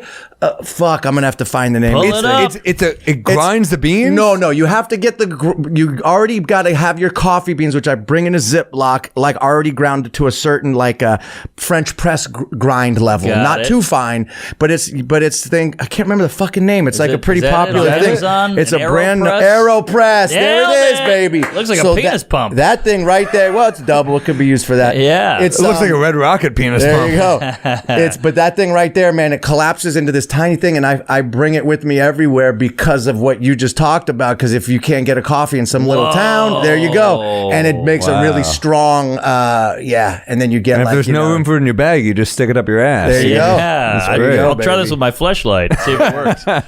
Wow, look at that. Damn. Yeah, it looks a lot more complicated than it is. Once you do it a couple times, you're good, but there's something about it. Whoa, and it's quality? It's very quality. And obviously, you get good quality coffee, and you're not getting a Folgers in the lobby. Right, Because so right. many hotels got shitty coffee. I was tired of it. I still think about your story about when you ate those Hulk bar Xanax that you think were laced with Yeah. fentanyl. I don't know if those were laced with fentanyl. I think you just ate too much Xanax. I think you might be right. Because if there was fentanyl in that would be a whole nother jam. You might Yeah. not have woke up. Right. But Either way, stop doing that. yeah. Either way, don't fucking die. In this day and age, you don't take pills from strangers. Those No. days are over, man. You better get it from the doctor because you don't know what the fuck's in those things. Yeah, it's not like the early aughts when that was safe. Right. Well, yeah, I know you're joking, but it truly was safer Really? back in the day. Nowadays, not that I'm doing strangers' drugs, but there used to be a time where, you'd be drunk at a bar and someone offered you a bump of Coke and you're wasted. Now that's not an option. My buddy did that. He did a bump of Coke and it was fentanyl. and he woke up to "Gugush." Oh. And the paramedics are jumping him back to life, and they're like, "Sir," and he's just like, "What the fuck? I did a bump at a bar, and it was fentanyl in the coke." And this was 2 years ago. So yeah, those days are over. So all you young kids out there listening, don't do strangers' drugs drunk in a bar, all right? Yes. Be sober. Only do your dad's drugs. That's it. There you go. Yeah, take them out of your aunt's, cupboard, not from a stranger. Sure. There's a great gadget that you could take fentanyl and you could just mush it in your hotel room. Right, And it you just put it actually in there. makes really quality fentanyl. Right. The Aerodepress, right? Hey, I was looking for it. You nailed it. Do you have any Rex, Simon? Oh yeah, let's see. I think I love wrote that he's one. like a. I know. It's rare that we have a guest that actually listens. Oh, you guys Pro. know. Not only do I listen, I talk back to you guys as if we're fucking friends. It's actually sad. It's nothing to even brag about. It's pathetic. But no, I was in Barcelona. I was dating this girl, and I broke up with her in Ibiza and went to Barcelona by myself. And I was so depressed and sad and lonely in Barcelona during COVID. I listened to every single episode to the point where I'm like, I hate these guys now. Like I was like, enough is enough. I'd Yeah, like, you know how just we be, like, feel. falling asleep to you guys, talking back to you. Like, get a life, dude. Barcelona. Wait, what was I looking at? Oh, yeah, my rec. Oh, yeah, my rec is there's a movie called Marjo, Marjoe. It's a combination of Mary and Joseph from the Bible. Whoa. It's a documentary. I'm sorry to leave you out. I want to look at you more, but you're not part of this. It's called Marjo, and it's a documentary about a guy who was a child preacher whose parents made him learn how to con everyone in the South and be like, Lord Jesus. And he would do these tent churches around the South and basically be like, put your money in the basket, Lord Jesus, blah, blah, blah. And then go back to his hotel room and be like, sucker, and counting the money. And then when he turned 18 years old, he realized his parents weren't giving him a dime of the money, and they made millions off him because he was a little cute blonde preacher. So he got suckered, and he realized that organized religion is the biggest con ever. So he's like, fuck you, mom and dad. I'm moving to LA to make it as an actor. It's all documented. Wow. He moves to LA. Can't make it as an actor, can't even get an audition, so he just ends up smoking weed and being a hippie, but then he's broke, so he keeps having to go back to Texas, Louisiana, and doing these preach things. God. But he knows that he's hustling everyone, but he's so good at it because he's been doing it since he's 4 years old, and he's doing Mick Jagger dance moves, and he's channeling, and then he explains how he tricks people into taking the hand on the forehead and fainting like he channeled Jesus to him. He's like, it's all psychosomatic. Here's how you do it. And he basically exposes why people think that they are having a religious moment. And he's like, it all. He's amazing. like, yeah, it's absolutely What's incredible. it on? It's on YouTube for free. How is this not bigger? It doesn't have a lot of hits. It's incredible. That's why it's a good rec. A good rec should have little views. Right. So basically, he's this charismatic dude who exposes how they trick an arena full of people into thinking they're having a religious How old is he experience. now? I don't even know if he's alive. This is from like the 70s, and he was probably in his 30s damn, or he looks 40s. old here. Oh, that's him now? Oh shit, that's him. Good hair. Yeah, hanging in there with the dude. Yeah, so the documentary was made like these documentary filmmakers followed him around in the 70s as he was going back and forth from LA to. It's fucking incredible because that's one of my favorite topics, kind of going back to the new age bullshit. Yeah. Is when people kind of use religion the wrong way as like they're better 100% than you. on Rotten Tomatoes. 100%. Holy shit, are you kidding? You never see that. Okay, well. I'm in, baby. This is my weekend watch. It's fucking I can't wait to watch amazing. this and report back. Yeah, it's really good. And you'll hear a review while you're in some lonely village in Bangladesh. 100%. What a wreck. I'm the only person that voted. That's so funny. You might also like Ali Wong. How the fuck did that match up? Ali Wong's new special is killer, by the way. It was really funny. I liked Really it. good. Yeah, Really really good. She's always got a powerful point, too, to her show. It's really good. Well, yeah, she touches on it. I just love her whole thing about being bored with her love life and married and all that shit. She's got good ankles. She's cute. Oh, yeah. Yeah, good ankles. She's a sturdy, Asian, strong woman. She's probably small. She's little, yeah. Is that okay to say? Yeah, she's nothing a wrong with short that. lady. I was on a flight with Ali and Sheng Wang, who she opens for all the time. Is a great comic as well. He's underrated. Very funny guy. And we hung out in Indianapolis. She was playing the theater, I was playing the club, and got some pho. Oh, Hey, so there is you it go. pho? Is that the local way to say? Is I it think pho? so. Because it's not faux, right? No, That's what no. white people say. We Yeah, ruin white everything. People say it. So am I white or Jewish? If I'm 51% Ashkenazi, I did my Jew. Forever 21 Your test, mom the is Jewish. 23andMe test. Your mom is Jewish. I'm a Jew. My mom's Jewish from Yeah. Elizabeth, New Jersey. What a combination. You said Lithuanian My Jew. mom's a Lithuanian And Jew, and trailer- my dad's a trailer park from Georgia and Louisiana, and his side was Scottish, English, Irish, Spanish. So I'm a combination. Yeah, I'm basically. I was hoping that I was half German, half Jewish, so I could always say this joke for the rest of my life. Ask me what I am. What are you? Oh, I'm half Jewish, half German, which explains why I want to kill myself. I would want to use that joke forever. Yes. But I think can't. this is the Jew in the trailer park. You call that a trailer? Why doesn't this AC work? Remember that old Bill Maher joke? He's like, I'm half Jewish, half Catholic, so I go into the confessional, but I take a lawyer with me. Was that in Religulous, the movie that he did? That was great. Probably, yeah. That took balls. He went into fucking. My only issue with that movie was though is that he's so intelligent and he was interviewing a lot of like Cadillac priests. Right. Well, I'm like a lot of these people are snake oil salesmen. Right. You could have. There was one scene when that movie. He's great. He goes at some politicians. I'm like that should have been more of the movie. Right. Because Interesting. you could really blow smoke in these fuckers' faces. Right. I mean, I know some of these people are taking advantage of people, but they're like so low level. Right. cons. Yeah, it was a little easy. Some low hanging fruit, but it's sort of like the similar thing to Marjo. It exposes all of that side of organized religion. No, I've always, I still listen to Bill Maher's show all the time. 'Cause Yeah, it's like, I mean, look, he's a smug asshole, but he's funny and he's right a lot. I mean, Yeah. because he'll call out his own tribe. That- like he's that I the like. he'll They be the have great first one to be like, "We're conversations. fucking assholes too." Thank Right. you. Yeah. Exactly. I don't know if there's a show on TV that has a more diverse panel of guests in terms of like belief. Right. That's true, Because too. he'll have He'll have liberals Ben up Shapiro conservatives on there with them, and I kind of like that. Yeah, no, I it's love great. that. No, it's good. We need a little called discussion. discourse. Is that what that's called? Discourse. Yes. Yeah, I'm not smart. right. That's all right. No, you nailed it, dude. I'm not smart, and I'm not good with politics. And there's a peeve. not Everybody's either. a fucking politician and an know. epidemiologist and an expert on global policy now of Yeah. politics. We all got that unhinged friend who was like, knew more than your doctor. But now that there's a thing going on in Russia, they also know more about that than everyone else. Yeah, We yeah. all got that friend. Oh. Yeah, that friend who didn't go to medical school but knows everything about COVID. Yes. He's like, Yeah. yes, I'm a geopolitics Yes. expert as well. I got a lot of those. And they're not just, they know, they're passionate about it. Ivermectin. I'm like, you've never said that word Right. before. Now Right. you're an expert on ivermectin. It's like, get Yeah. the fuck out of here. Yeah, Come it's on. gotten Let's just out of all control. admit that we know nothing. Yes, that's Go where I'm about our at. day. That's where I'm Yes. at. I know nothing. I'm an idiot, and I'm okay with that. Where's the clit? Yeah. I can't find it. I don't know. Right. You know the male G spots in your butthole? Oh, it's great. what are My you buddy kidding? of mine went to get a road trip.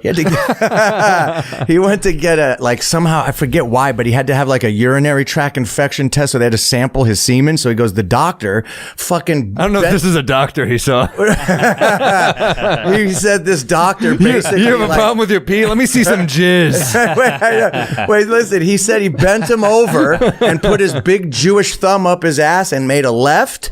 And he said it was a trap door. He just dumped the biggest load he's ever dumped in his life everywhere. And afterwards, we're like, Doc, why didn't you just ask me to rub one out in this petri dish? You needed to do that. And he went up and made a left, and it just dumped. Damn. And I guess they need to get clients in and out of the doctor's office, so it's just like the male G spots up into. There's like a prostate in there somewhere. And my boy was like, dude, it's been there the whole time. We're not exploring enough. We got to figure this out. It was in you all along. He's like, it was the best load I ever dumped. Wow. Yeah. That's the hard spot. Yeah, that's the hard part is once you get older, you just find better trap doors. And then, and then if you have sex without a trap door, you're like, well, that was all right.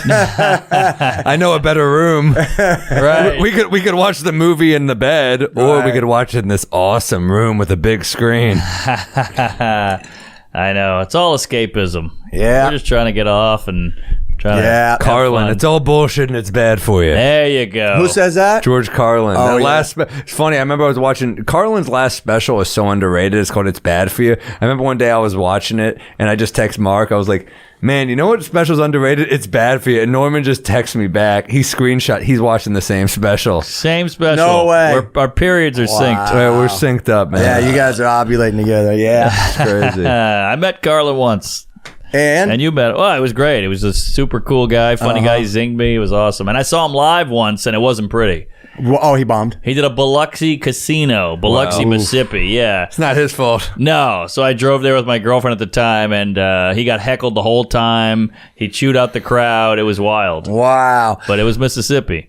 Yeah. Were you just a kid back then? Were you I like was probably 17, 18, 19, something like that. Did you know you wanted to do comedy then? No. right. But I loved it. I always knew, I always respected it. But yeah, I was a fan. Yeah. I had all his albums. I want to ask you, because you were in Scary Movie 3 with Charlie Sheen. Yeah. Oh, let's hear Tell it. us some Sheen stuff. I'm happy to. gave him He's AIDS? the most misunderstood, greatest guy. You would love him. He's one of the boys. He's so like normal and down to earth, but misunderstood. I love the guy, and he's just fucking a product of being famous and rich, and being like the last Hollywood bad boy. Man, he was kind Yeah. of that last dude, right? I'm trying to think who else after We him. can't He really. was like, I think he like went so hard that people were like scared. Like, I don't want to lose my career. So I had him on my podcast, and I remember I called him up to do the podcast. He goes, dude, this is my Charlie Sheen, by the way. Dude, everybody asks me to do their podcast, and I say no, but for you, I'll do it. So he did my podcast. What? Yeah, he was the only one he's ever done was mine. Wow. And because he's my boy, and he's just like, I'll do it for you,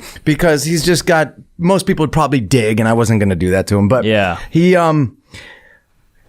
everybody wants to hear a story about how I did blow with Charlie Sheen and drank with him. I've never so much as had a sip of beer with him, because the only time I see Charlie is when he's sober. When he's on one, I don't really hear from him, and he definitely ain't calling me to hang out. He goes kind of dark for a while, and he goes dark for a while. And then Yeah. when he pops his head up, he checks in, and I see him, or if I'm working with them, he's obviously professional enough to not be getting loaded at work. But he told me, so he was basically, him and Chuck Lorre, I think, were butting heads, and then he left the show. But right when he left the show, 2 in million 2000, episodes. this was 2010, when he did the winning Tiger Blood Yes. thing. Sure. He calls me up one day, and he goes, where are you? I'm like, I'm in Salt Lake City. I'm doing a gig tonight. And he goes, I'm going to get you on a plane right now. I need you to come back to LA. I'll double whatever you're getting paid. So I cancel the show. He doubles what I'm getting paid. I don't even remember if I even got the money from him, but I canceled the Were show. your He's like, fans pissed? I don't remember, probably. I shouldn't have done that, but it was kind of like this opportunity where Charlie goes, trust me, come, I got something good for us. So I fly to fucking LA. I go to his house in his private Bel Air gated community. And you got to understand, at the time in 2010, this wasn't a thing. He goes, I'm going to do a live stream and announce something. But that wasn't the norm in 2010. No one was streaming live. No. And he had the technology and the thing at his house, and it was like a live stream. And he announces the Tiger Blood tour. And he called it the Torpedo of Truth tour. Yeah. And it basically was him traveling around the country with Kirk Fox as the opening comedian, and Funny me guy. closing, hilarious guy, and me closing as Dirt Nasty doing one of my songs. And in between was going to be an improvisational Charlie Sheen 2-hour show around the country with friends from his life. Yeah. No plan at all. Disaster. We're sitting on the runway about to take off on a private jet, on like a G6 or whatever the fuck the biggest private jet is. And I'm And how did he choose you? You just hit it off on Scary He was my Movie. boy. Yeah, he just loved my music and was like a friend. And he goes, why don't you come on tour with me? I'll pay you very well. We're going to fly around in private jets and stay at nice hotels. And you're going to do one song at the end of my show. Which song were you doing? 1980 it was called. He always goes, dude, you have the second best song in history. It's Stairway to Heaven, 1980. Because the song is... Then Hey Jude, and then No, but the reason he likes the song is the hook is I'm on cocaine like it was 1980, and he just loved it because that was his life. And he was hell-bent on spending all of his money, and there'd be like these weird hanger-ons that would be at his house and then on the tour that I can tell were just not really his friends. And Charlie would be so fucking nice and generous, or crazy. He'd be like, does anyone want any money? Whoa. And he'd whip out a stack of cash, and it was kind of like a bullshit detector to see who his real friends are, because I never once was like, yeah, give me some money. And a couple guys be like, I'll take some cash, and he's just handing them money. I'm like, get rid of this fucking guy. He's like a White Cat Williams. Yeah. Holy shit. By the way, that doesn't work with dicks, by the way. I need a bigger dick. Hold on. I know a guy with the same size dick as me. We'll fuck you together. that's such a hilarious. I mean, you can't be more wasteful than that. I You can't be know. like, he's like, I have all this money. Who wants money? Wow. It was, and I remember him saying to me once, we landed in like, we're in like Florida. We're on this tour, which was just a disaster, and it was getting murdered by the critics, but he just didn't give a fuck. He's like, my whole life I've been told, stand here, wear this, say it like this. He's like, fuck everyone. I'm doing it my way. I don't care if it sucks. So I kind of had to respect that. Hell right? yeah. Even if the show sucked, which it did. But at one point after the press was murdering Did him, any of them go well? so here's what happened. About 3 or 4 shows in, after like Detroit and Cleveland were so bad that people were chanting refund and leaving, and he still didn't give a fuck. I mean, I think he didn't want to let down his fans, but he's just like, whatever. And I go, you need a comic to come on and kind of be the glue to hold this together. Do you know who Jeff Ross is? He goes, who's Jeff Ross? I go, do you trust me? He's like, sure. I called Jeff Ross. I go, Jeff, would you come on to this tour and help us figure this out? It needs something. So Jeff Ross came out, and it became the roast of Charlie Sheen. He would come out in a hazmat suit, like a bomb suit, when Charlie was bombing 20 minutes in. Right. And be like, Charlie, you're bombing. This is going terrible. And he'd start roasting Charlie. And organically, it became the Charlie Sheen roast. Wow. Which to date, they later aired on Comedy Central, is still to date the largest viewed comedy roast of all time. Higher than Trump, which is crazy. Oh, wow. Maybe it was maybe at the time. I remember at the time Those roasts like, used to get so many views. Well, Trump wasn't what he was now when they roasted right. him. So I think I wonder what it is now. I'm not sure if this holds up, but at the time he was like, it was enormous. Yeah. The Charlie Sheen. I remember that. Sheen was kind of. I mean, I was a big fan. I mean, I think what all he's the great. Sheen did, I mean, think about what Sheen did is like. He was in Wall Street. He was in Platoon, but then he was also in like Hot Shots. Shots 1 and 2. Part Dukes. Yeah. How about also, dude, taking over from Michael J. Fox on Spin City? He killed it. Dude, he's fucking good. To follow Michael J. Fox. Him and that's Ferris not easy. Bueller. He's the comedic relief in Ferris Bueller. He killed that spot. Me and my dad would quote that all the time. I loved it. Yeah, he was just in the jail, right? Wasn't he just in the jail? What are you in for? Drugs. Yeah. He's a great guy. Wild Thing? Major League, dude. Another great one. I remember we're shooting Scary Movie, and I don't know why, but I was like just so excited to work with Charlie Sheen that I'm watching Platoon in my trailer, and I'd come to set. I'm like, I'm watching Platoon. He'd go, why? He's like, we're shooting a comedy, dude. I'm like, you're right. Why am I watching fucking Platoon? Amped up to shoot a Scary Movie. I'm like, yeah, let's shoot this scene, Kevin Hart. That's great. Yeah, man. But he's a legend, and What a story. No, and it goes even deeper. But that's the cliff notes. Is that basically Jeff Ross came on board and sort of saved the show, And it got better? It got a lot better, and then people were like, "Oh, he's being self-deprecating." Right. It's evolved into this roast, and then the rest is history. And then they went and actually filmed the roast of Charlie Sheen not too long after. And I remember being still to this day like kind of proud. I'm like, "Oh, that wouldn't have happened without me. I was the reason why this roast happened." Comedy Central, give me some money. And much like comedy, it takes a minute to figure out the joke. You got to figure out what's funny and what works. Correct. People like to judge it so early. This was Twitter was out, but not Instagram yet. I remember that much. I remember, social media was still pretty new, and going viral wasn't really too big of a thing yet. But yeah, he took it to the internet and it was right when he got fired or quit from that show and decided to do the tour. And he invited me to be a part of it. And of course I'm going to fucking do it, man. Like, yeah, Charlie, I want to go on tour with you. Like, duh. Wow. But it was also, yeah, it was a lot. I mean, but it was very nice for once. What was a tour night like? Like after the show, do you go out? Do you question. party? Do you go out? Do you get a good Porn bite? stars? Do you stay at a hotel? I would by myself pretty much, because I was alone and he was sober with his 2 girlfriends he had at the time. He had 2 girlfriends publicly On the And road? Yes, Both of and he them were brought there? both of them with him, and he would just go back to the hotel with the girls, and he wasn't drinking or doing drugs. I love that his rock bottom is he's still banging 2 chicks. Totally, Right.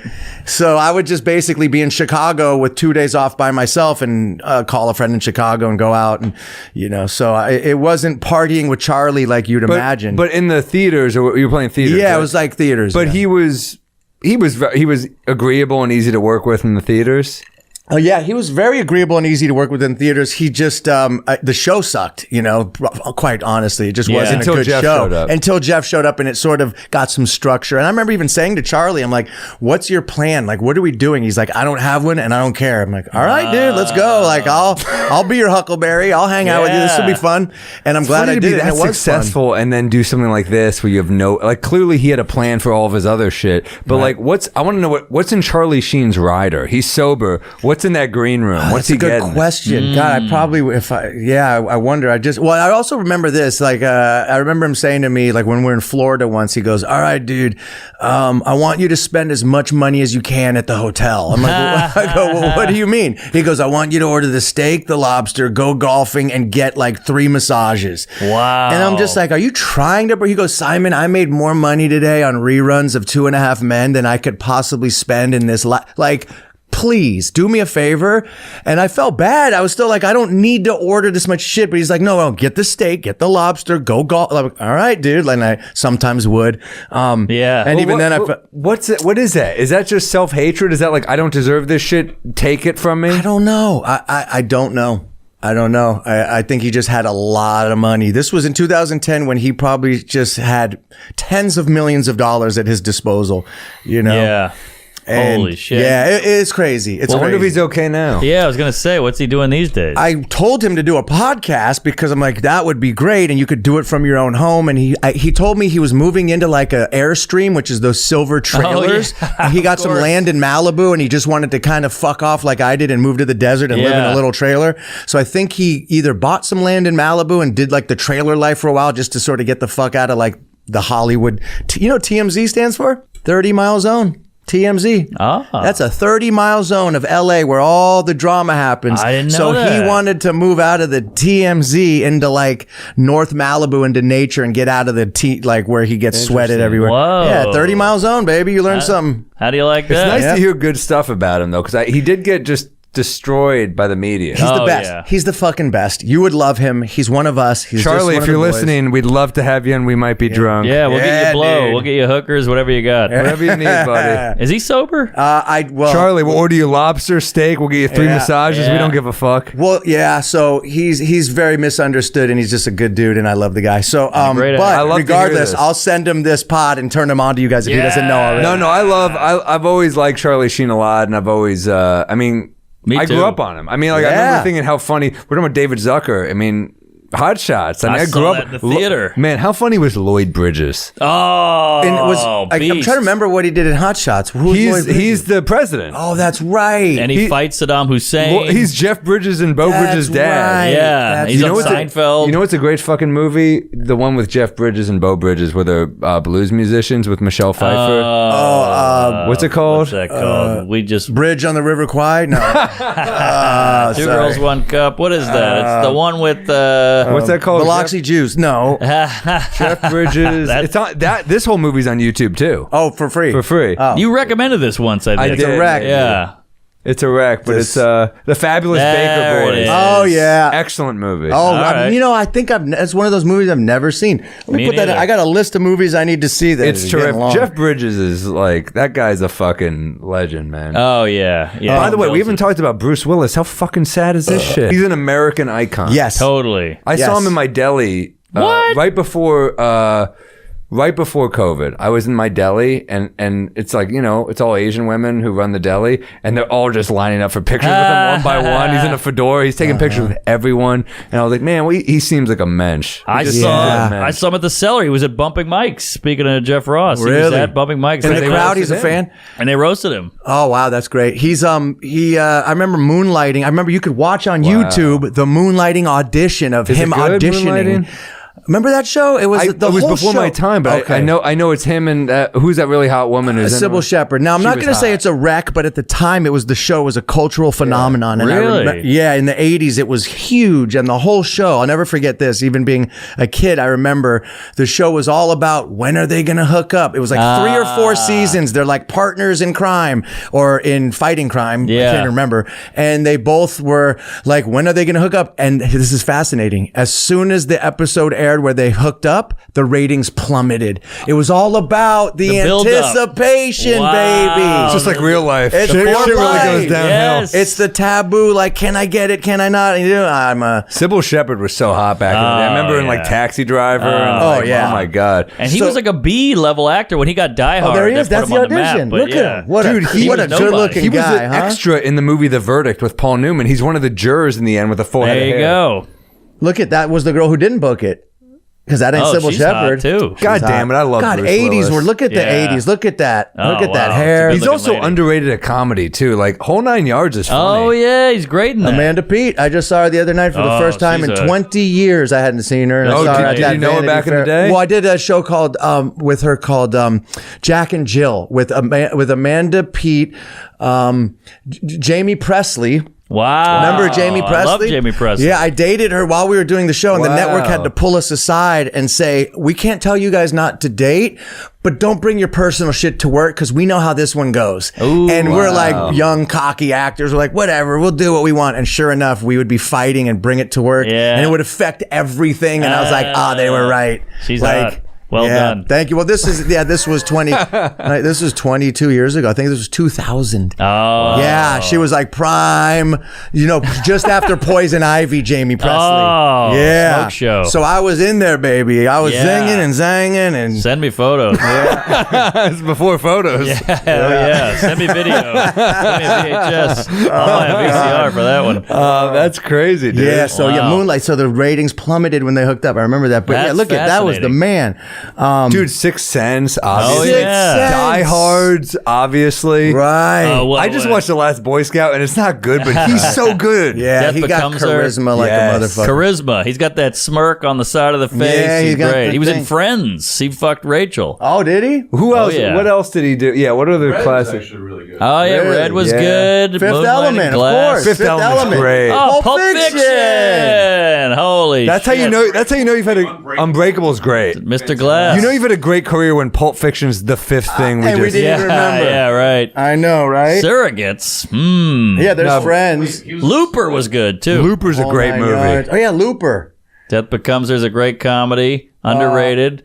All 12 right. Monkeys. 12 Monkeys Oh, is a great. yeah. Insert joke. That's a brilliant movie. Terry 12 Gilliam. Monkeys. Yeah. Sin City. Oh, Holy shit. What a career. Sin City is one of the most beautiful looking movies of all time. I will say his best acting was acting like Ashton Kutcher fucking Demi Moore didn't bother him. But other than that, he's a hell of an actor.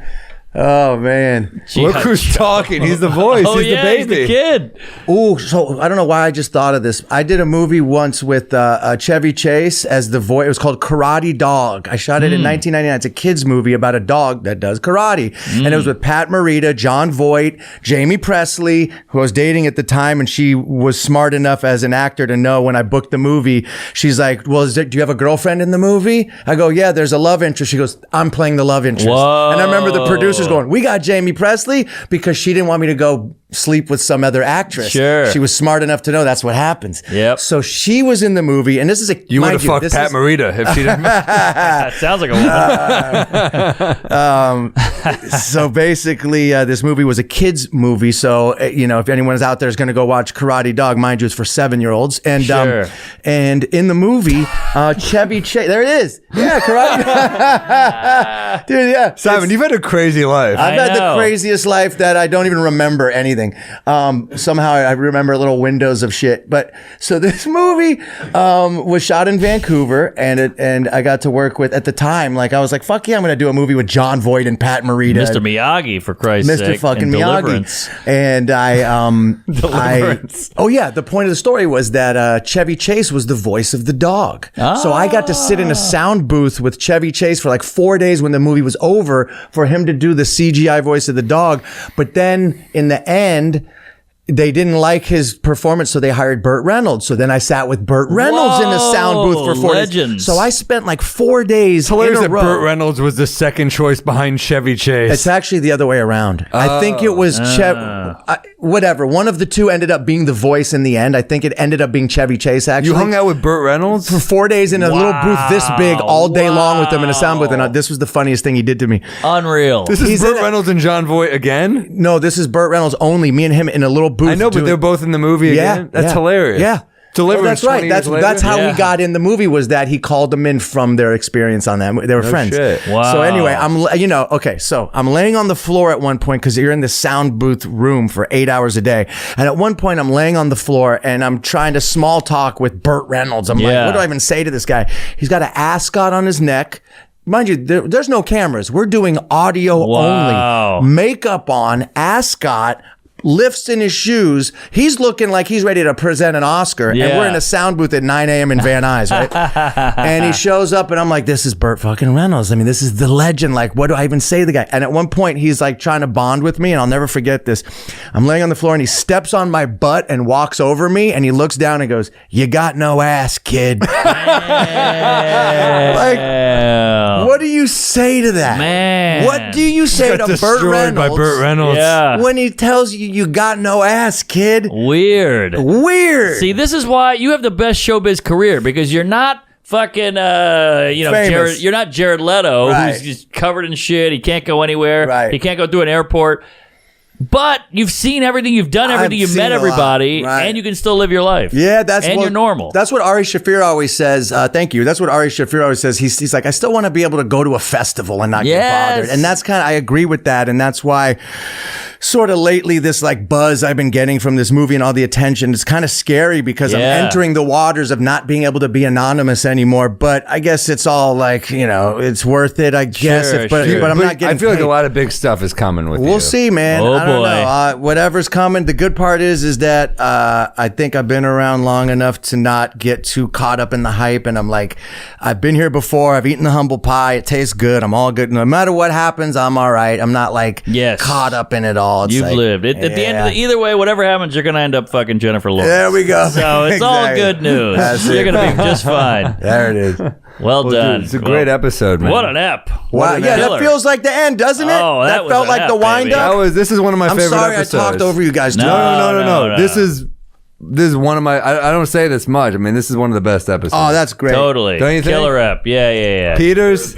Third. I will say you were pretty good. Thank you, guys. Thank you. Appreciate that. No, killed it. Great that was stories. fun. Great Love you, time. man. I can Well, do this for 5 more hours. Simon, you got to come back. We'll do part 2 one We day. got to do a part 2. You're gonna Yeah, be too big. unless I get too big, then Nah. I'll never talk to you guys again. Well, if we can't get you, send Charlie I'll Sheen. send our Charlie. way. Yeah, there we go. That would be fun. We need to start a book Charlie Sheen hashtag. Yes. Our fans. Yes. Now you're talking. Oh, is this the tour dates? Yeah, Who's up? Norman, Who's where are this? you gonna be? I got all kinds of stuff. Addison Improv in Dallas, Denver some theater, Bricktown Comedy Club in Oklahoma City, San Jose Improv, Stand Up Live in Huntsville, Alabama, Pantages in Minneapolis, Chicago at the Vic, Irvine, California, Improv. Well, I might have to come down to one of those. Come by, do hell a guest yeah. set, dude. Scary. No pressure. But yeah, marknormancomedy.com. Check it out. Brea Improv, LA. I'll be at. What else do we have? We have fucking. LA Netflix is a joke. Did that happen? Yeah, Wait. no, it's Oh, next that's month, done. man. Yeah, You that's come in LA. out. Wait, Let's hang out. Wait, May No, 1st. no. What month are we in? We're in April. April, May's next? Yeah. You're hanging out with Charlie Sheen too much. We got Nashville, Albany, Toronto, Providence, Special, and Chicago. I can't wait for that one. It's gonna be big. Hell yeah. Tampa, Cleveland, Houston, West Palm, Buffalo. So much on the horizon. SamMorril.com/shows. We might be drunkpod.com for all the merch. We got all this great merch out now. We got Yes, Patreon. Patreon.com/we might be drunk pod. Email us at we might be drunk pod at gmail.com. Simon, go see Red Rocket. Yes. You were really amazing. Thank in you the so movie. much. You really I are. appreciate I was that. so happy for I you, man. appreciate that. Thank you. and and when's the whiskey coming out? Oh. It's Are really we really doing close. this? It's so close. We're like Yeah. literally in the last love stages that. of The legal negotiations. shit, the red Legal tape. shit. I'm It's a going to nightmare. promote the shit out of Bodega- it. Even though I don't Bodega drink Cat. whiskey, swipe up, Yes. all that shit. Thank you. Bodega Yeah. Cat's the name. It should be fun. It's going to be Oh, a is hell that of the a name you ride. decided Yeah. on? Bodega Yeah. Cats? Yes. I like it. Yes. So, Yeah, you were floating around some other ideas. That might be my favorite Fat one. Cat, Oh, was, thank Fat you. Cat was Oh, taken. that's okay. Yeah. There was a few ideas you guys so had. a few but months that- ago, we had to settle on a different name. And Anal Fisher didn't make it. Right. I was pushing for that. But yeah, go see Red Jew. Rocket, see all the other stuff. Beer Jew, you're Beer Jew, cooking. thank you for making us such amazing drinks, man. Killer. these These are are amazing. awesome. You're killing these drinks. Top notch. Top notch, baby. Well done. Praise Allah. And Comedy. Gotham Studios, you're the best. We love you. Matt Yes. Peters, you're the best. Yeah. Keep listening, guys. We appreciate you. Yep.